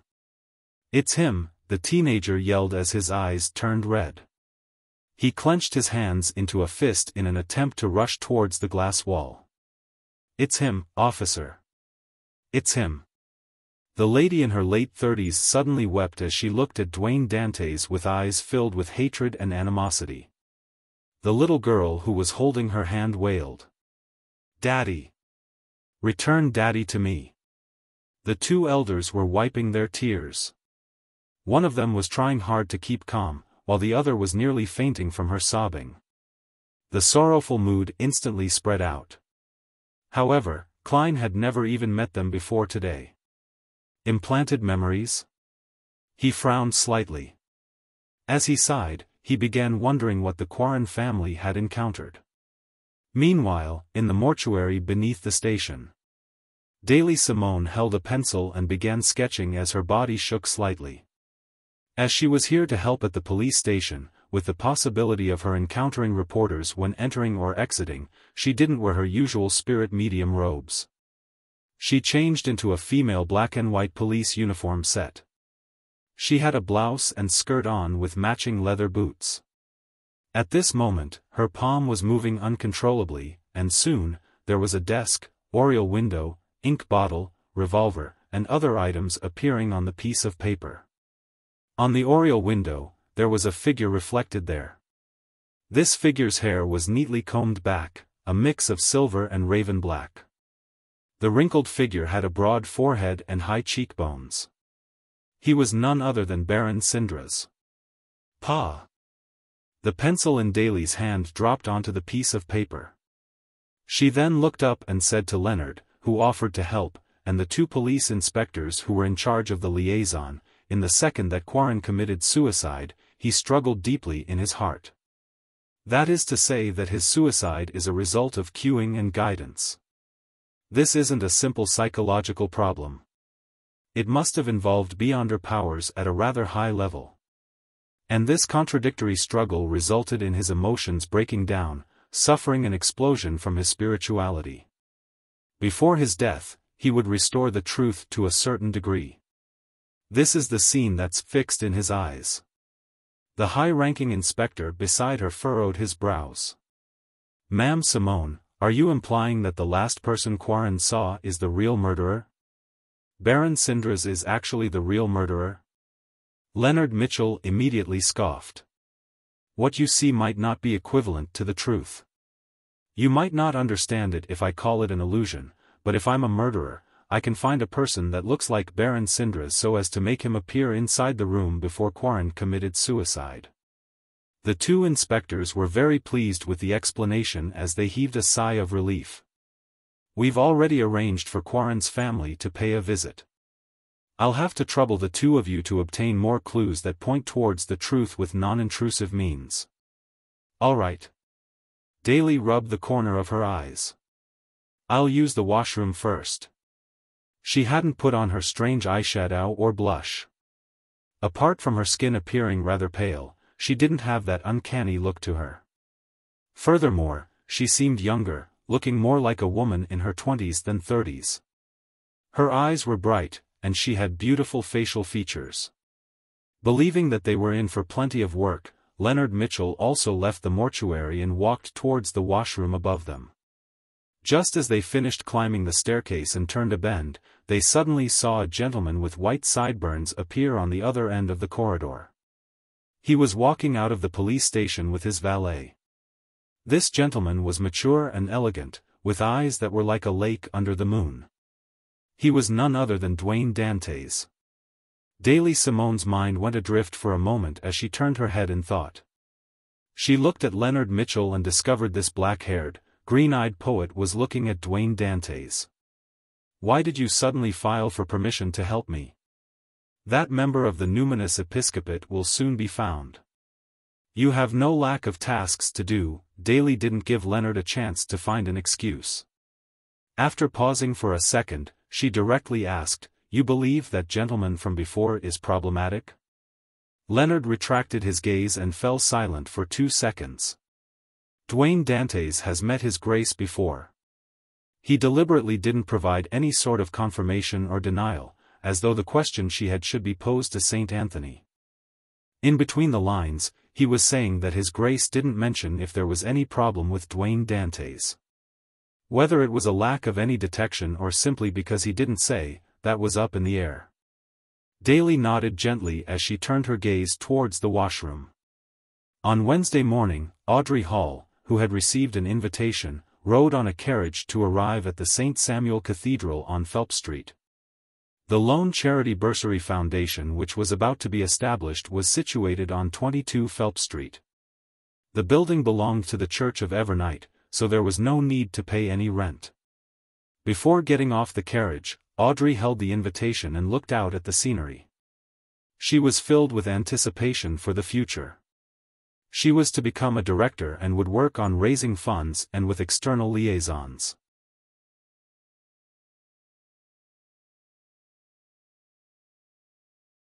Chapter 873, Undetectable Communication. After entering 22 Phelps Street, Audrey instantly saw Dwayne Dantes walk out from the side corridor. This good-looking and gentlemanly gentleman was wearing a black formal suit and holding a gold-inlaid cane. He was communicating with the Foundation's staff beside him. As though sensing Audrey's gaze, Dwayne Dantes naturally turned his head and looked at the door. Then, his eyes lit up in amazement like he had seen a treasure. Following that, he smiled and gently nodded as a greeting. Audrey returned with a smile and nod that wasn't a breach of etiquette in any way. She then followed the Lone Charity Bursary Foundation staff that came to escort her and walked up to the second floor. During this process, although she didn't look in any other direction, but be it the talent of a woman or her instincts as a spectator, they told her that Dwayne Dantes's gaze kept following her figure in secret until the wall beside the staircase blocked his view. Impeccable acting. He perfectly played out the reaction of what a gentleman who has zero resistance against beauties but remains sufficiently reserved and cultured would do when meeting me for the second time. It's as though we have only met once at the charity party the last time. It's exactly as I imagined. He was even able to light up his eyes. This is a technique that's part of his Beyonder pathway, or is it an ability that he possesses to begin with?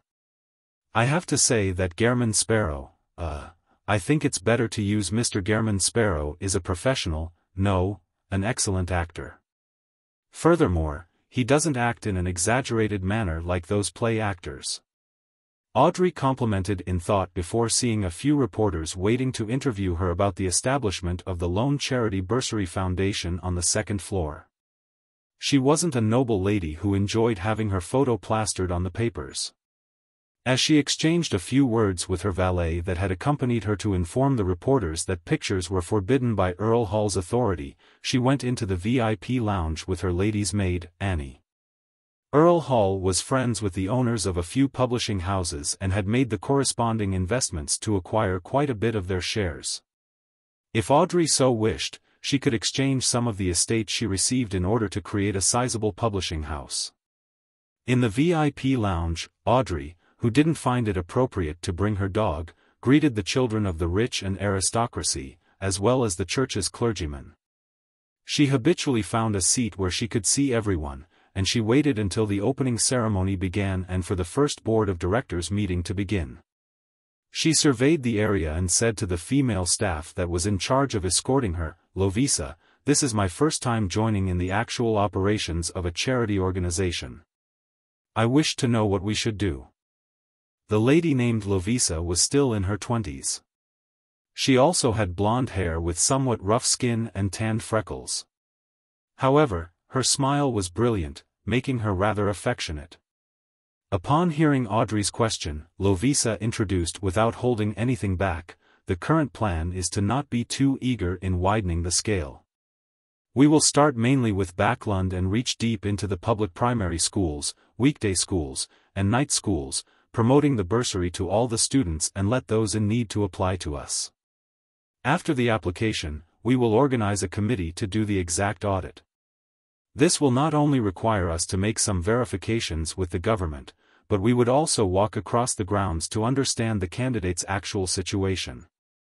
Once the examination is over, we will disperse the bursary and help the poor who yearn for knowledge to change their fates." Just as Lovisa said that, a male voice filled with magnetism interjected, "I have two suggestions. The first suggestion is that staff are to be gathered today to head to the different weekday schools, night schools, and public primary schools to promote the bursary. June is the examination period, and it's a critical period for them to enter institutes of higher learning. If we aren't efficient enough, there will be many students from poor families that will give up taking the examination because of the lack of funds. Even if they later learn of the existence of the Bursary Foundation, they won't be able to withstand the loss of wasting a year. As such, they will lose the chance at changing their fate. What we are doing might seem simple, but it completely affects each and every child's life. Therefore, we need to begin quickly and not waste any time. The person who was speaking was none other than Dwayne Dantes, who had just entered the lounge. He expressed his thoughts with a warm but serious expression. Right, June is the examination period. Be it entering grammar school or the preparations to enter university, as well as the various technical schools to gain experience in their profession, this is a critical period. Once they give up the entry examinations this time, they will have to wait till next June. I actually forgot this. Ma'am Lovisa and the foundation staff seems to have missed this problem. Mr. Dwayne Dantes actually noticed such a detail and had considered those children who are so close to giving up their dreams. He's actually a person with a gentle heart. Audrey suddenly felt that she had a new take on Dwayne Dantes, on Gehrman Sparrow. This was what a spectator had just obtained. A cold assassin, adventurer on the surface but has a warm heart deep down? Unfortunately, I've only been able to obtain descriptions regarding Gehrman Sparrow's crazy side. I'm unable to find any concrete proof. Audrey blinked as she carefully listened to Dwayne Dantes' suggestions. Second suggestion. In regards to the bursaries that are to be disbursed, it's best if it's put in the corresponding bank account. When school fees need to be paid, they can bring their documents to us to apply for a withdrawal. For relatively cheaper board and lodging, things don't have to be that troublesome. They can obtain a fixed sum of money every month or week. This is to prevent the applicant's parents and siblings from spending the money. To a poor family, this is an irresistible temptation. Similarly, an account corresponds to one person. No matter who is withdrawing it, the person has to be present. This can effectively prevent people from suffering from the trial of greed. Having said that, Klein pressed his palm to his chest and said to Audrey and Lovisa, "Sorry, pardon me for barging into your conversation." Audrey smiled and said, "Mr. Dantes, your suggestions are excellent. You have opened my eyes to matters that I never considered before. The only problem is that what you say to us is meaningless. I'm only listening to Ma'am Lovisa's introduction." Lovisa smiled and said, "Yes, you should mention all of these at the first board of directors meeting. Don't you see me deliberately coming over to convince Miss Audrey first? With Justice's part in this, I can ensure that there will be no objections from the board of directors. Otherwise, it might easily be tabled or altered by someone using some excuse such as lacking manpower." Klein made an enlightened and regretful expression as he rubbed his palms slightly. "Look at me. Being all anxious about these matters and forgetting my place. Ha ha ha. Sometimes, I just wish that things will be made into reality once I'm given the chance. Mr. Dwayne Dantes' acting is a little exaggerated. He should know that he can't fool me. Oh, he's doing it deliberately to communicate with me ahead of time without leaving behind any traces. He wants me to support him." Audrey instantly read his thoughts as her smile turned clearer. Although she hadn't communicated with the world ahead of time, she believed that she would support this tarot club member of hers. However, being able to exchange some ideas ahead of time left her rather happy. This was because she felt that he was treating her as an equal. After forgiving Dwayne Dantes' recklessness and watching the man walk to the table with beverages and pastries in the lounge, Audrey looked away and said to Lovisa, "What I'm responsible for is to raise funds at different occasions, and to communicate with the government and parliament." "That should be a simple matter for you," Lovisa answered frankly. This was also why the church's charity department didn't object to Audrey Hall's participation. In fact, they were very supportive of it. Audrey nodded in thought and said, "If I have the time to spare, can I join you in visiting the different schools for the promotions, as well as the examination of the candidates?" Lovisa was originally unwilling to agree, worried that the environment wasn't suitable for Miss Audrey. But when she saw her clear green eyes and took in her request that she couldn't resist, her heart softened. She felt that such kindness shouldn't be stopped. It wasn't to be isolated from the reality of the lower class. If Miss Audrey sees true misery in ugliness and is still willing to help the pitiful people, she will definitely be able to be of greater use. It will prevent the higher-ups from always formulating unrealistic measures. Lovisa quickly found a convincing reason as she sighed and smiled. No problem. However, you won't be able to wear such a dress or wear any jewelry. What do I do with Lai? Turn it into a bracelet and hide it under my sleeves? Audrey thought as she replied with a smile, all right. With Miss Audrey Hall's support, the Lone Charity Bursary Foundation's first Board of Directors meeting ended perfectly after its establishment. Klein returned to 160 Buckland Street in a good mood. Following his usual habits, he entered his master bedroom at around 2 to have an afternoon nap. In his hazy dream, Klein suddenly jolted awake and sensed something. Someone was attempting to infiltrate his dream. Who is it now? I'm even getting disturbed in my afternoon naps. As Klein mumbled, he made the dream transform into the half-open room with the balcony. Then, he saw the black-haired, green-eyed Leonard with his unkempt clothes somersault through the window. Does this fellow not know how to use the main door? Why is he suddenly here?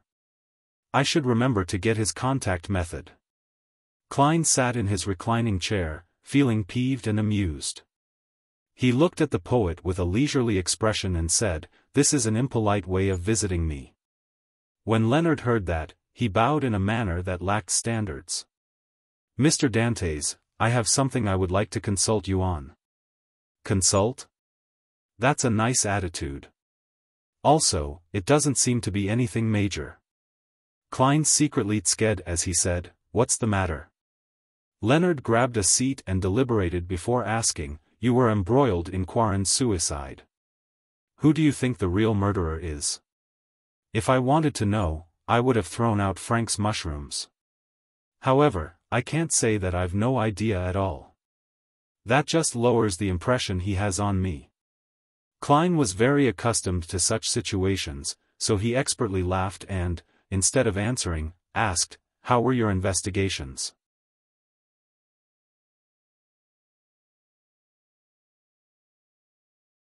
Chapter 874. I didn't say anything. Leonard Mitchell clasped his hands together and leaned in slightly. We have restored the scene Quarren saw before his death. This didn't directly show the murderer, but the glass on the oriel window happened to reflect Baron Sindras's figure. After a pause, Leonard added, "This is too simple and unconvincing. A powerful banker and noble at Baron Sindras's level wouldn't need to personally take action or be present to watch if he wants someone dead, unless he has some special fetishes. And as you know, there are many ways to replicate such scenes, be it via an illusion or disguise." When he mentioned disguise, he looked up slightly and glanced at Dwayne Dantes. It was as though he was implying that the latter's present appearance was unlikely his true appearance, just like Gairman Sparrow and Sherlock Moriarty. What a simple and direct way of framing someone. It's really suspect if the murderer behind the scenes really wants to frame Baron Sindras. I should process everything from the beginning. First, assuming that I, in other words, Dwayne Dantes, act like an ordinary person. Anyway, I won't mention the conclusion and only raise questions to guide his train of thought. If the final answer isn't right, that must be because my dear poet misinterpreted it and was unable to figure out what I was getting at. Klein smiled as he raised his porcelain cup and took a sip of black tea. Let's not consider this problem first. If the person who wasn't embroiled in this matter wasn't me, how would the case have developed? Leonard raised his clasped hand slightly as he tapped his index finger. As a suspect, Dwayne Dantes would be remanded at the police station, but his butler, servants, neighbors, and friends will be able to testify that he has never made contact with Quarren's family. Hence, the testimonies from both sides will contradict strongly. The police will be unable to handle it and request the Nighthawks to intervene. Using mediumship means, we will see the scene Quarren had before committing suicide, thus, obtaining Baron Sindras's figure. As he spoke, Leonard suddenly fell silent. After a few minutes, he continued speaking under Dwayne Dantes' smiling gaze. Regardless of the unconvincing, odd, and simplistic nature of the clue involving Baron Sindras, we will follow protocol and make contact with him and begin the relevant investigations. And this will lead to certain problems related to him being noticed by us. Baron Sindras is involved in matters involving the Beyonder domain, so he can't stand up to further scrutiny from the Nighthawks. The more Leonard spoke, the more certain he became. It was as though he had figured out the mastermind's line of thought. He, or they, might not care if their trap is seen through. As long as they get the Nighthawks to do a routine investigation on him, their goal will be achieved. This is because Baron Sindras hides a rather serious and easily discoverable problem. Yes, that's the same conclusion I have. This is actually closer to sounding the alarms by providing a tip-off, but it's more mild. It looks like a trap that will make the Nighthawks definitely investigate things while hiding their existence. Of course, I won't directly acknowledge your guess. Wouldn't it be awkward if I was actually wrong? Klein crossed his right leg over his left and laughed. Baron Sindras, who has been alerted, definitely won't show any problems now. Leonard slowly nodded and said as though explaining to himself, this Baron's experiences are rather legendary. He has been pushed to the brink of bankruptcy a few times, but he managed to turn the tide and ended up reaching a new height. Perhaps, in one of these instances, he had sold his soul to the devil, an evil god, or some other secret existence out of desperation. This story is quite reasonably crafted. Klein didn't comment on the accuracy of Leonard's guess before asking, on the other hand, how would the Nighthawks treat the real murderer that led to Quarren's suicide? Leonard temporarily put aside all his previous thoughts, and he began following the train of thought based on an ordinary development. The design trap is too crude. The cueing, guidance, and memory implants were done in an insufficiently concealed and mild manner. It's easy for people to discover problems. Therefore, it's unlikely to be done by mid- or high-sequence Beyonders from the spectator pathway. It looks more like it was done by a Beyonder from another pathway who relied on a mystical item to pose as a spectator. Before he finished his sentence, Leonard fell into silence again, his thoughts a mystery. Klein maintained his faint smile as he calmly looked at the poet. It was as though he had everything under control, but he wasn't going to say a thing. Everything depended on what Leonard figured out. This is very similar to what Old Man said from before. Is it really done by some mid- or high-sequence Beyonder from the spectator pathway? His seemingly crude and flawed setup was actually a precise consideration of everyone's reaction. Everyone's response at every step of the way was taken into consideration, with the only mistake stemming from Dwayne Dantes' experience and wisdom. Leonard felt that he had already figured out the truth as he got up and coughed gently. "Thank you for your advice."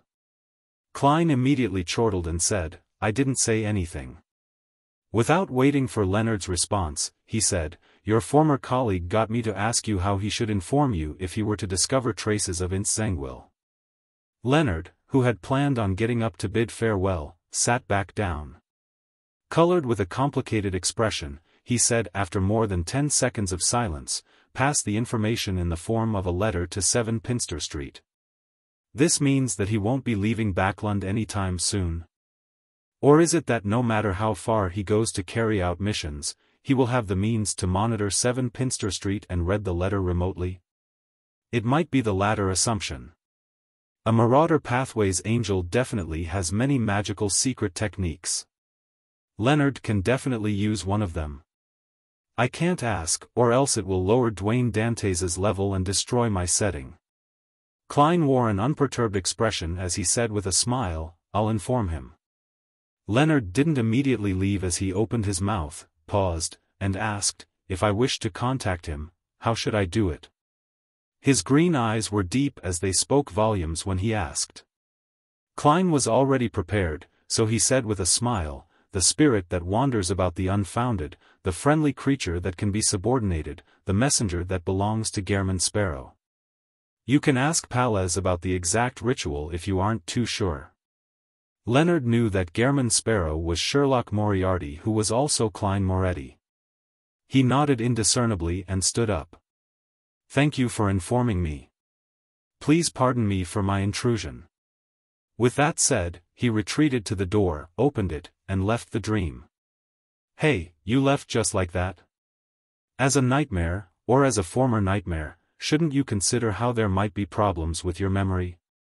You remembered it just from hearing it once? You aren't putting enough weight on this matter."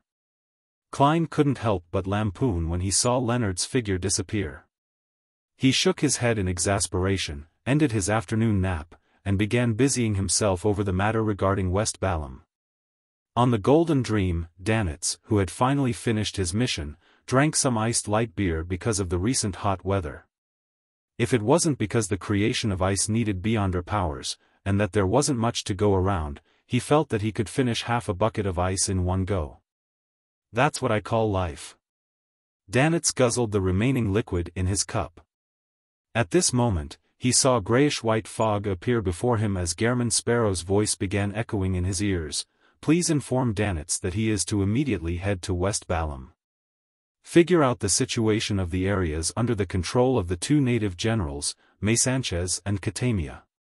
He should take special note of any signs of Rose School of Thought activity. Head to West Balham."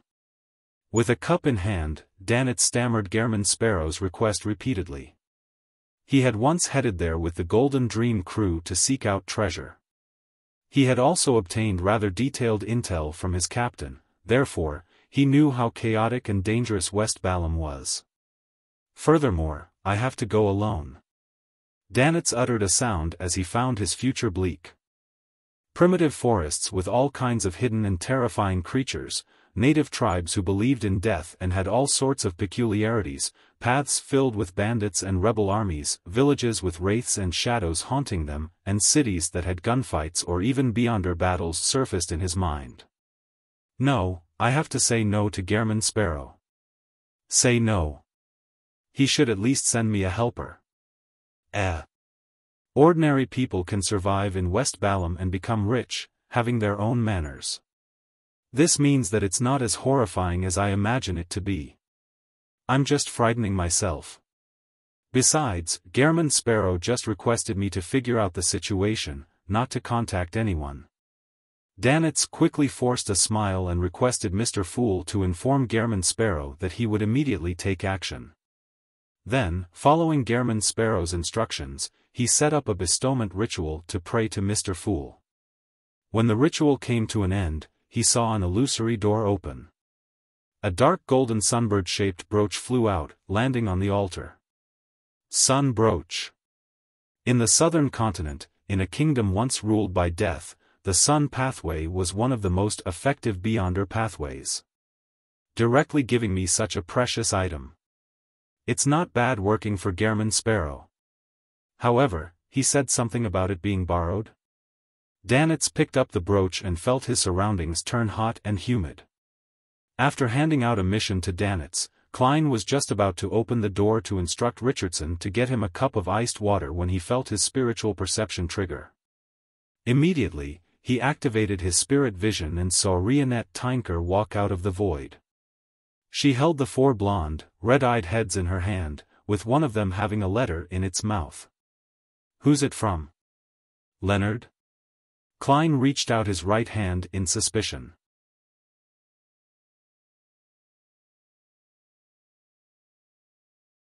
Chapter 875, Mummy 7 Pinster Street. Leonard Mitchell came to his desk and unfolded a piece of paper. He then picked up a fountain pen and lowered his wrist in preparation to write. However, just as he dipped a dark blue spot onto the paper, his fountain pen paused. He attempted to move his wrist in order to write a few times, but all his attempts ended up stopping due to hesitation. He raised his wrist, lowered the fountain pen, and repeated this action again and again. Finally, he froze his wrist in midair. "Pa!" Leonard threw down his fountain pen, crumpled the piece of paper, and accurately threw it into the trash can. At 160 Buckland Street, Klein received a thin letter from one of Miss Messenger Rionette Tynker's heads.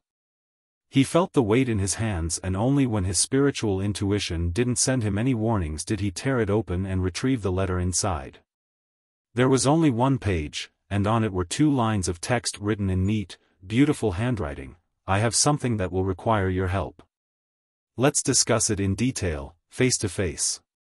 Sharon, so it's Miss Sharon. Klein had his questions answered as he took out a gold coin and did a simple divination in front of Rionette Tinker. Then, he took out another piece of paper and wrote one word, tonight. After he folded the letter, he asked Miss Messenger as he handed it to her, can you still locate her? If it wasn't possible, he planned on giving her Sharon's mailing address. Hillston Borough, 126 Guard Street, Ma'am Merriam. Yes, one of Rionette Tinker's blonde, red-eyed heads gave an answer. The head then opened its mouth and bit down on the letter. After Miss Messenger vanished from the room, Klein immediately held a ritual, planning to bring Creeping Hunger back to the real world from above the grey fog. He then planned on traveling to the various archipelagos in search of a lucky pirate. Creeping Hunger hadn't been sealed yet, so it still required feeding once a day. All Klein could do was barely use it, feeding it whenever he needed to use it.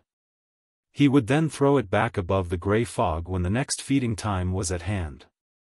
He wasn't planning on making up for the difference. If Creeping Hunger dares to make a fuss about it, I'll feed it mushrooms. After ending the ritual and clearing up the scene, Klein wore the thin human-skinned glove, turning his body translucent until he vanished from his spot.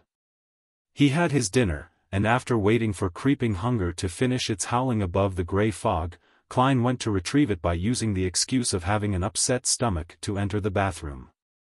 He then used this opportunity to teleport to the area outside the Bravehearts bar in the Backlund Bridge area. During this process, he had already changed his appearance, turning into the black-haired, mustached, and bespectacled detective, Sherlock Moriarty. Bending his back and rolling up his pant legs, Klein gave a self-deprecating laugh. He lowered his hat and nudged open the heavy wooden door to step into the bar. After asking the bartender, he held a cup of Southville beer and went to billiard room 3 where he knocked on the locked door. Knock. Knock. Knock. Amidst the rhythmic knock, the door creaked open a tiny gap. The red-eyed Ian peeped his head out before breaking out into a smile. Sir, please come on in. As the weather was turning warm, he no longer wore his old coat. Instead, he wore a simple linen shirt. Klein nodded with a smile and quickly entered the billiard room where he took in the surroundings almost instantly. Marek, with his hair a little messy, was wearing a white shirt, black vest, and black pants. He was holding onto a cue stick and had his back bent to play billiards. Perhaps having a deep impression of causing chaos for Sherlock Moriarty, he didn't summon his zombies to play cards with him. Long time no see, Klein greeted first. Meanwhile, Sharon, with her small black bonnet and black, regal gown, appeared beside the billiard table, sitting on a high stool. Good evening, ma'am. Klein moved his gaze over and bowed with a smile. Sharon seemed to float up as she stood up before raising the hem of her skirt to do a slight bow as a polite response. As for Marek, he lowered his cue stick and said in a gruff voice, from the looks of it, you're still in Backlund. His face was as pale as ever, but the evil look in his brown eyes had lessened significantly. It seemed to be evidence of the effective temperance he had in recent times. It was apparent that his acquisition of the scarlet lunar corona prevented him from almost breaking down on every full moon, so much so that he didn't need to frequently switch to new types of sedatives. Klein didn't directly answer Marek. Instead, he walked to the billiard table and put down his beer. Smiling, he said, I'm very sorry. I was planning to sell a Wraith Beyonder characteristic to you, but unfortunately it was lost. Sharon's blue eyes didn't move, nor did she probe for a reason. All she asked was a simple, are you all right? She knew that the Wraith Beyonder characteristic Sherlock Moriarty mentioned belonged to Admiral of Blood Seigneur. And he was also Sherlock Moriarty's marionette. By losing the Wraith Beyonder characteristic, it also meant the loss or destruction of his marionette. This was a significant loss for such a beyonder. "I'm still all right. At least I didn't suffer any harm," Klein said with a sighing smile. "No wonder I didn't see Senor this time," Merrick muttered in enlightenment. Merrick and Miss Sharon don't seem too bothered about the lack of that Wraith Beyonder characteristic. They have other means or methods to acquire one? Klein sharply grasped this point and switched to asking, "Is there something this time?" Merrick immediately glanced at Ian. The staid teenager didn't ask further as he quickly left the billiard room and closed the door. Sharon's doll-like face didn't show any emotion as she allowed Merrick to speak. "Tomorrow, there will be a ship from the southern continent arriving in Pritz Harbor. It is intimately tied to the Lone Army. This ship carries with it treasure and relics plundered from the Star Highlands, Paz Valley, and Hajenti Plains. Among them is a mummy. It's the 19th king of the ancient Hajenti Plains, Tutmosis II. The southern continent's original language didn't stem from ancient Phaeacian. It had its own structure. In the ancient Highlander language, king also has the special term, Khedive. It was translated by Emperor Roselle as pharaoh. It's a mystery what he was thinking. Also, mummy was named by him too. In short, the meaning of pharaoh is the son of God, king of humans. Tutmosis II was once a high-sequence beyonder. However, after his death, the corresponding characteristic was taken away, leaving only his corpse behind to be made into a mummy. To other beyonders, this is a material filled with spirituality, an excellent choice for creating a zombie. But to us, it has another meaning, a very important meaning. Our goal this time is to obtain that Tutmosis II mummy. Another meaning? The corpse of a high-sequence beyonder without any beyonder characteristic. Apart from using it as a material, there's another meaning to it. Klein's heart stirred as he suddenly thought of Mam Hermit's request to purchase a drop of mythical creature blood. Could it be the ritual requirement to go from sequence 5 Wraith to sequence 4 Puppet? Miss Sharon already has the formula and has digested the Wraith potion. From the way she acts, she's practically acting as a Wraith all the time. Who knows, she might have digested it a long time ago. However, when we were in the underground ruin talking to the evil spirit, it was evident that she didn't possess the puppet potion formula. Yes, everyone has their own circles. It's not strange for her to be able to obtain it. Klein swept his gaze at Sharon while in thought, but he failed to discover any obvious changes from before. She was still more like a doll than a living person. However, she didn't show any signs of being even darker and creepier. Sharon silently sat there and watched Sherlock Moriarty and Merrick intently, listening into their conversation. If it's just a high-sequence mummy without a beyonder characteristic, the level of protection can't be too high. Just the two of you shouldn't find it difficult to snatch it away. Klein raised a suspicion. From his point of view, a sequence 5 beyonder could be considered quite a powerhouse. Unless the ship had a demigod escorting it, it was very difficult for beyonders at the same level to put up any effective resistance if her target was solely a mummy. After all, there were too many items the beyonder guards had to look out for. Furthermore, they might be scattered in different cabins due to the different means of storage. This time, it was Sharon's turn to provide the explanation. She used her succinct manner of speech as usual. We're worried that it's a trap the Rose School of Thought is using to target us. If there's nothing, £1,000. If there's something, we will be in charge of drawing attention while you take away the mummy. Depending on the level of danger, it will range from £5,000 to £10,000. I see. Klein didn't immediately reply as he thought and asked, "Do you know of spirit world plunderers?" A wraith was also a type of beyonder who could effectively move through the spirit world. Sharon nodded slightly and said, "I can use the cash and the relevant information about spirit world plunderers as payment." Klein tersely acknowledged. "I'll consider it. I'll write to you before midnight." As an excellent seer, he would head above the gray fog to confirm the level of danger regardless of what it was. However, he could confirm that this was definitely not a trap targeted at him since he had no need for a mummy. "All right," Sharon replied with a deadpan expression. Klein didn't immediately bid them farewell as he walked to the door and informed Ian to enter. He then asked, "Are there any news worth taking note of recently?" Ian thought for a moment and mentioned pieces of information that were relatively important. "Someone is trying to find out about the organization that believes in the Fool." Klein was somewhat surprised as he asked with a smile, "A young man with black hair and green eyes?" He suspected that it was Leonard Mitchell. Ian shook his head.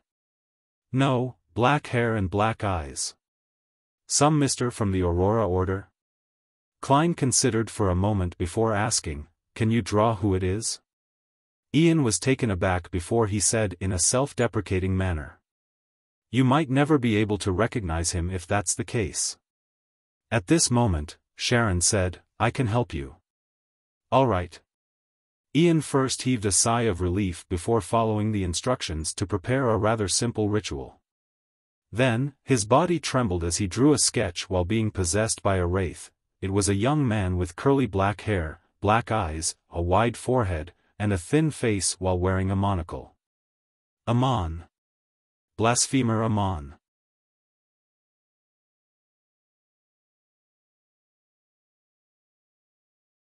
Chapter 876, Art of Diverting Trouble. Amon. Klein's pupils constricted, and although he looked normal on the surface, he tensed up significantly with his heart churning with waves of alarm. Although he had kept using Amon to scare the grandpa in Leonard's body, as well as the Marauder Pathway demigod beside Hazel, he was only using the name. He never expected that this blasphemer, a king of angels, would arrive in Backland so quickly. He was even looking for the organization that believed in the Fool. In fact, although it's surprising, it's understandable. With Backland having an angel and demigod of the Marauder Pathway, it's only a matter of time before Amon arrives based on the law of Beyonder characteristics convergence. The only problem is that he has been searching for something in the forsaken land of the gods for so many years, so it's unlikely he would suddenly abandon his search. Besides, his mausoleum in the outskirts of Backland has been destroyed by the machinery hive mind, making it difficult for him to come and go as he pleases. Therefore, this isn't his main body, but an avatar? An avatar that exists in the northern continent? An angel of the Marauder Pathway should be good at using worms of time to create avatars. Amon must be stronger than them. Klein's thoughts raced as fast as lightning as he gradually came to a certain conclusion.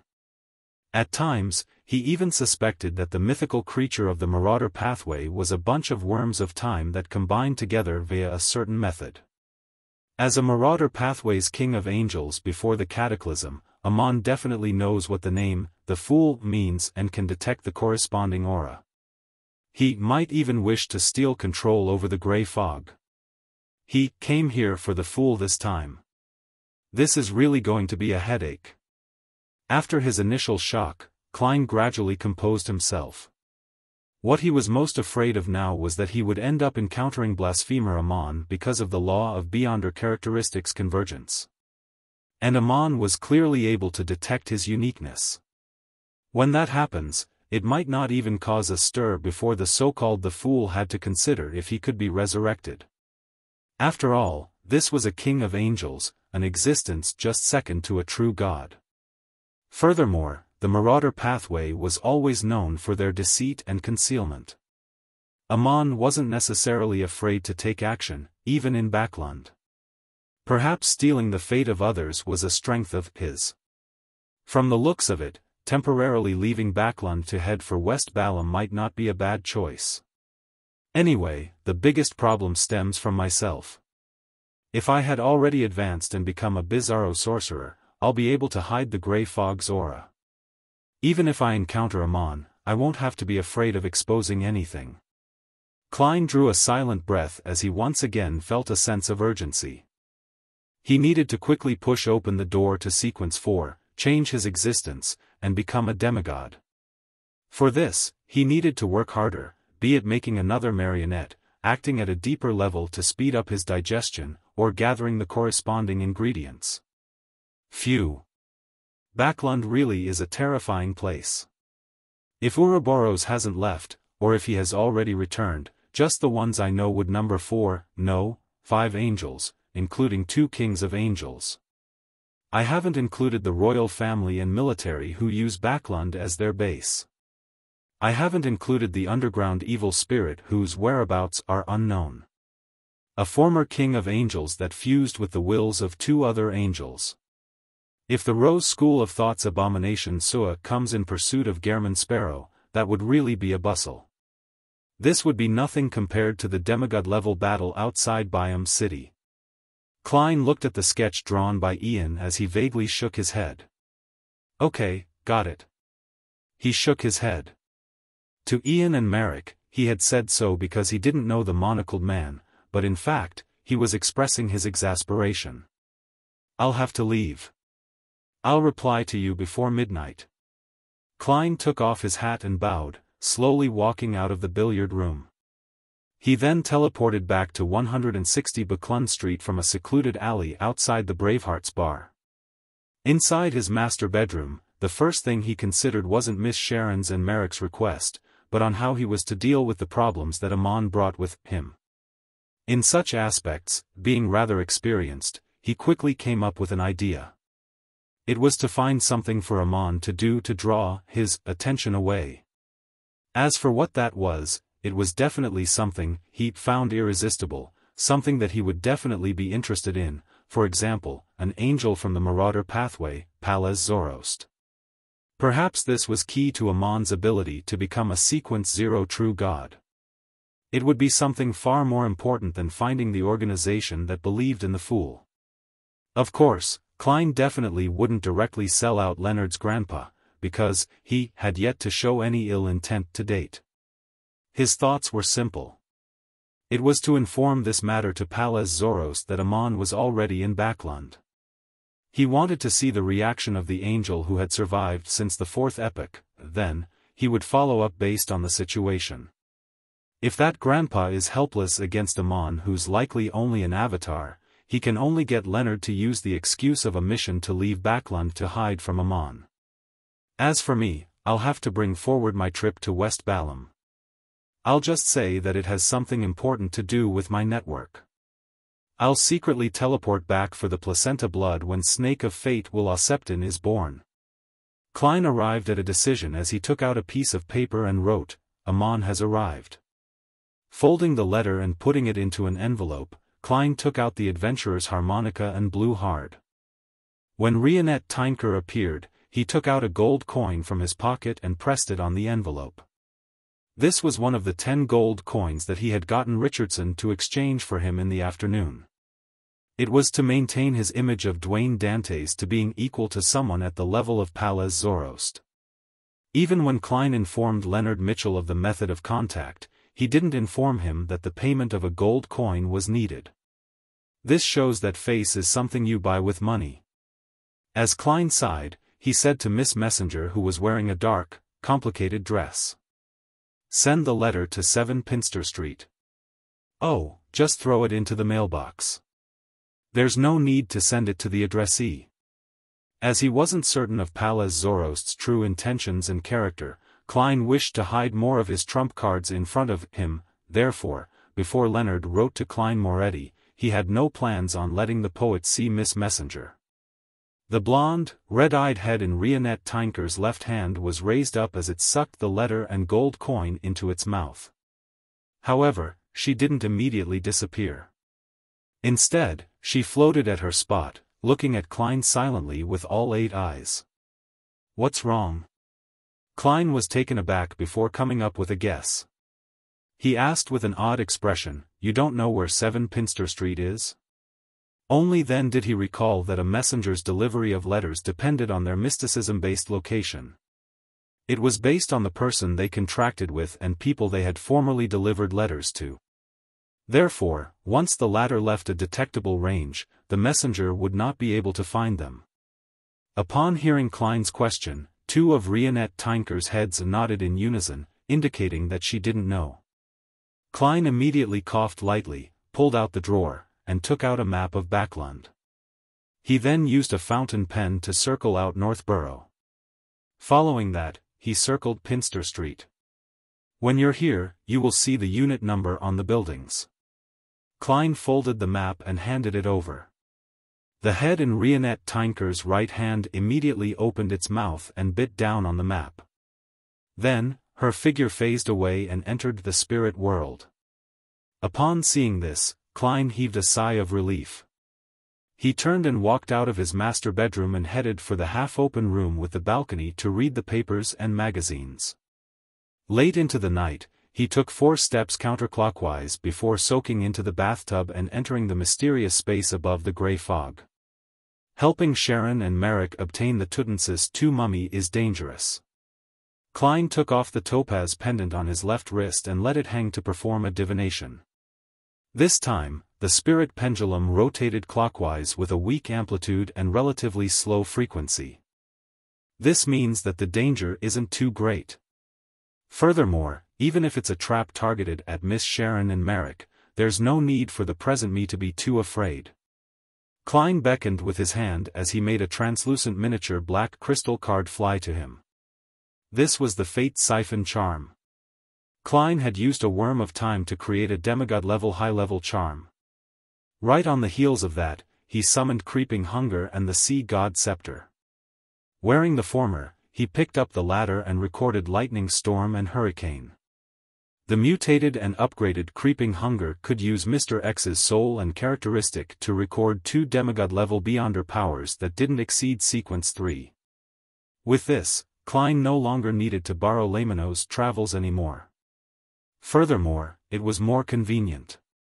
After all, flipping a spellbook affected his use of Death Knell and the Fate Siphon charm, unless he grew another 2 hands. After making his preparations, Klein returned to the real world, pulled out a piece of paper and wrote simply, exact time, location, and plan. At 1 a.m., Leonard, who had slept 2 hours, woke up energetically. He prepared to leave 7 Pinster Street and head for the St. Samuel Cathedral's basement. Just as he stepped out the door, he suddenly had his spiritual intuition trigger before he subconsciously cast his gaze to the side. A look of puzzlement flashed in his eyes as he walked over and opened the mailbox. During dinner, he had cleared the newspapers, bills, and letters inside. Typically, there wouldn't be any items in the mailbox until daybreak. After all, the mailman would have clocked off work and returned home. However, at this moment, there was a thin letter waiting silently at the bottom of the mailbox. "Old man, you didn't inform me of a new letter," Leonard said softly as he picked up the letter. The slightly aged voice in his mind replied, "The person didn't enter." Leonard knew that old man's senses were limited to his body, hence, he didn't speak further. He tore open the envelope and took out the letter, flicking it flat. The letter was mostly empty with just one short line, "Amon has arrived." Amon has arrived. Leonard's pupils dilated immediately. At the same time, he heard the parasite in him gasp for the first time.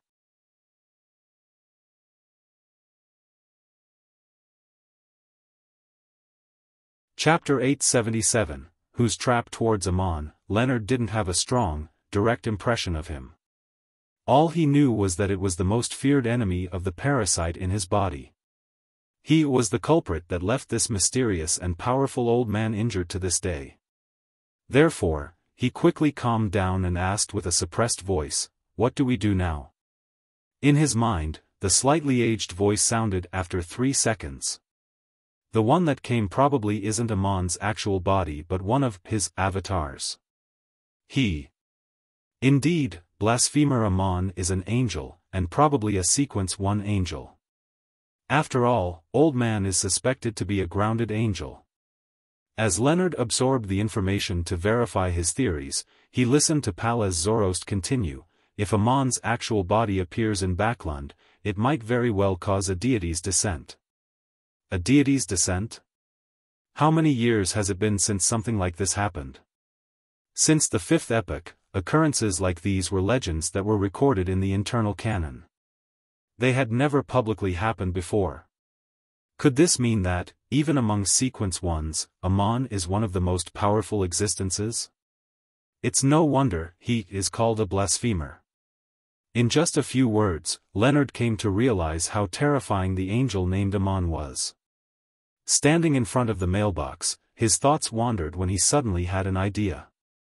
He hurriedly suppressed his voice and said, "Since Amon has such importance placed on him by the deities, shouldn't we try to find a way to inform the church of the news of his appearance in Backland?" From Leonard's point of view, the Church of Evernight and Storm, which was born in an earlier epoch and existed through the entire fourth epoch, had rich experience in resisting angels. They were the best choice at dealing with Amon.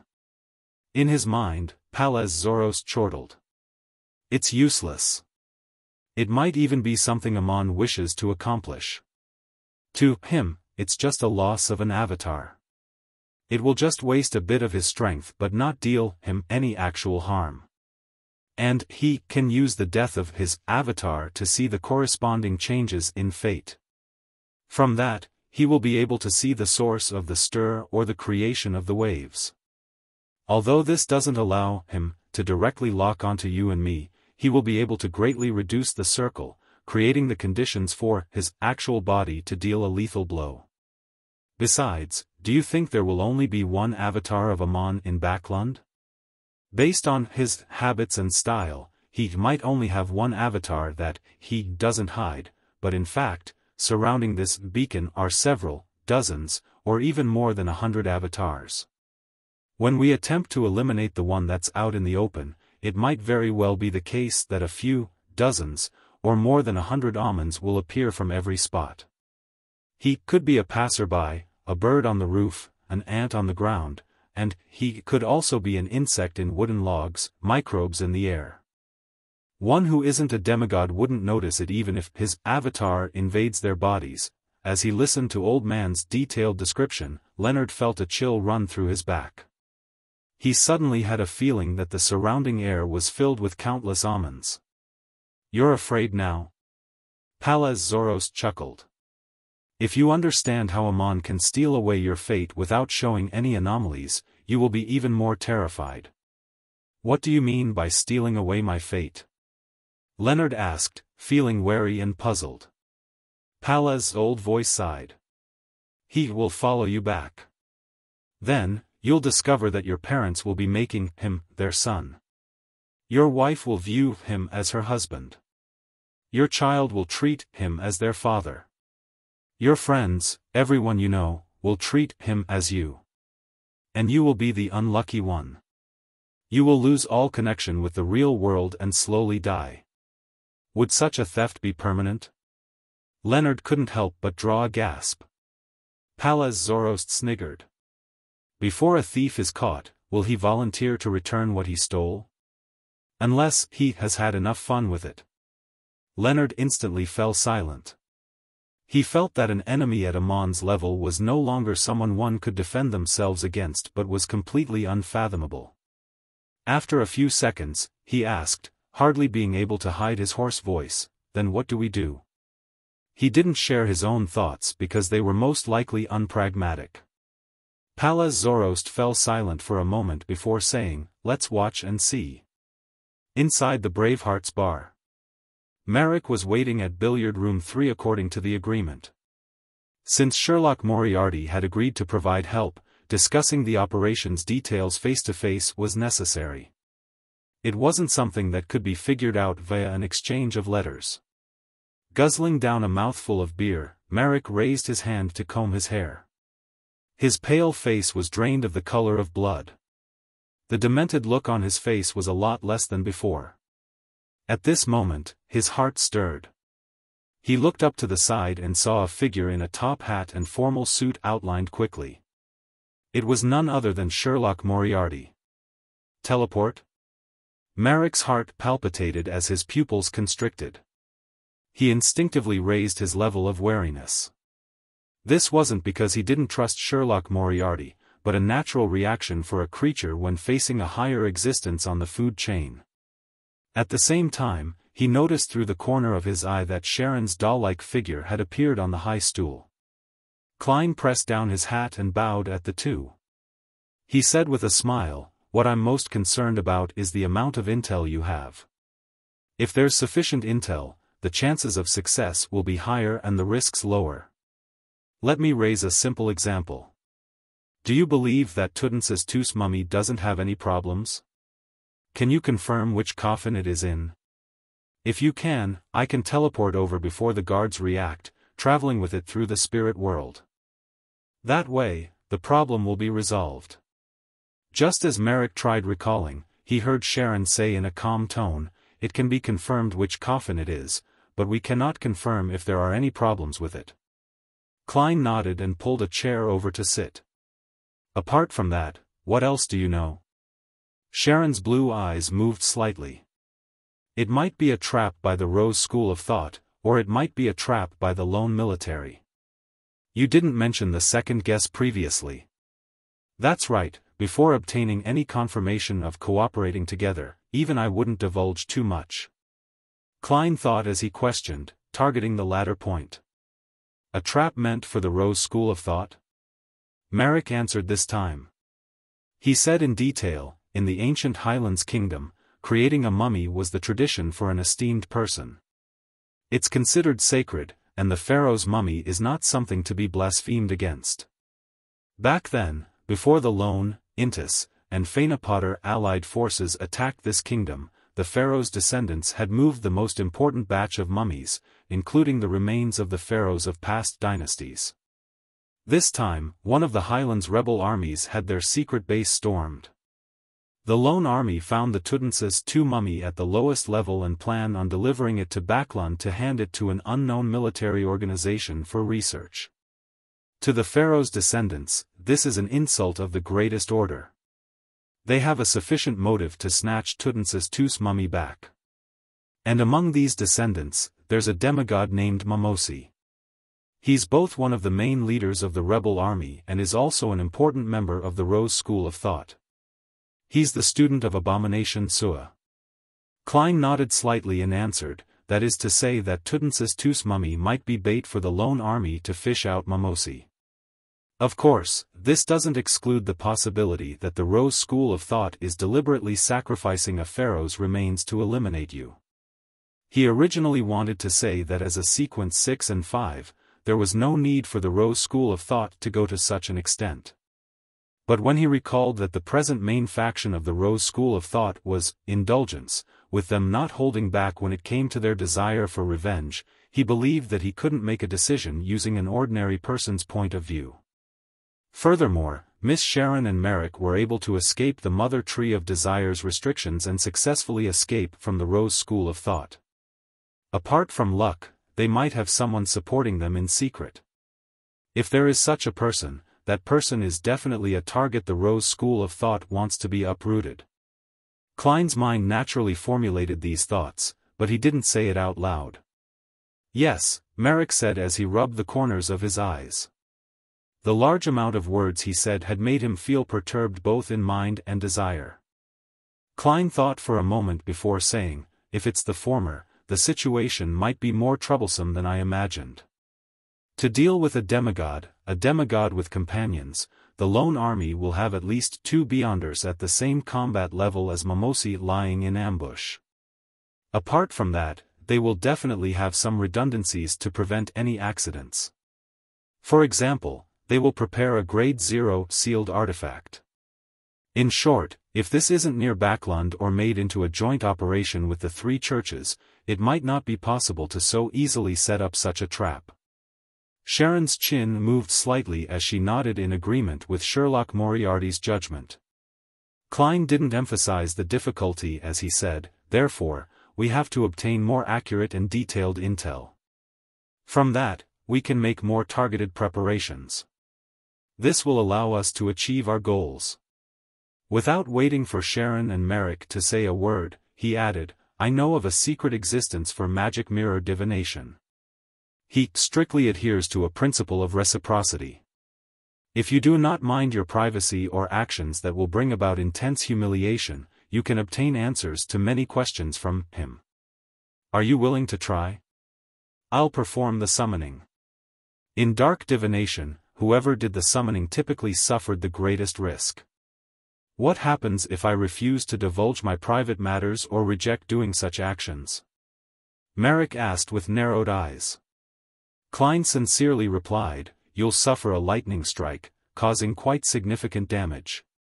Lightning strike. Merrick originally believed that with a zombie's toughness, it wasn't too big a problem to suffer any direct damage, but he had never expected it to be lightning, which was relatively strong against the dead. He hesitated for a moment and glanced at Sharon. After receiving an affirmative nod, he exhaled and said, "Okay." Klein didn't speak further. He took out a piece of paper from his pocket as he instructed, "Prepare a mirror." Just as he said that, a palm-sized makeup mirror appeared on the billiard table. A regal-styled makeup mirror. Klein glanced at it and drew a symbol that was a mixture of concealment and mystery, prying, "You're tuning in to the Xiaofan's Wuxia Tales YouTube channel. Don't forget to subscribe and join us on this journey to catch the most captivating stories."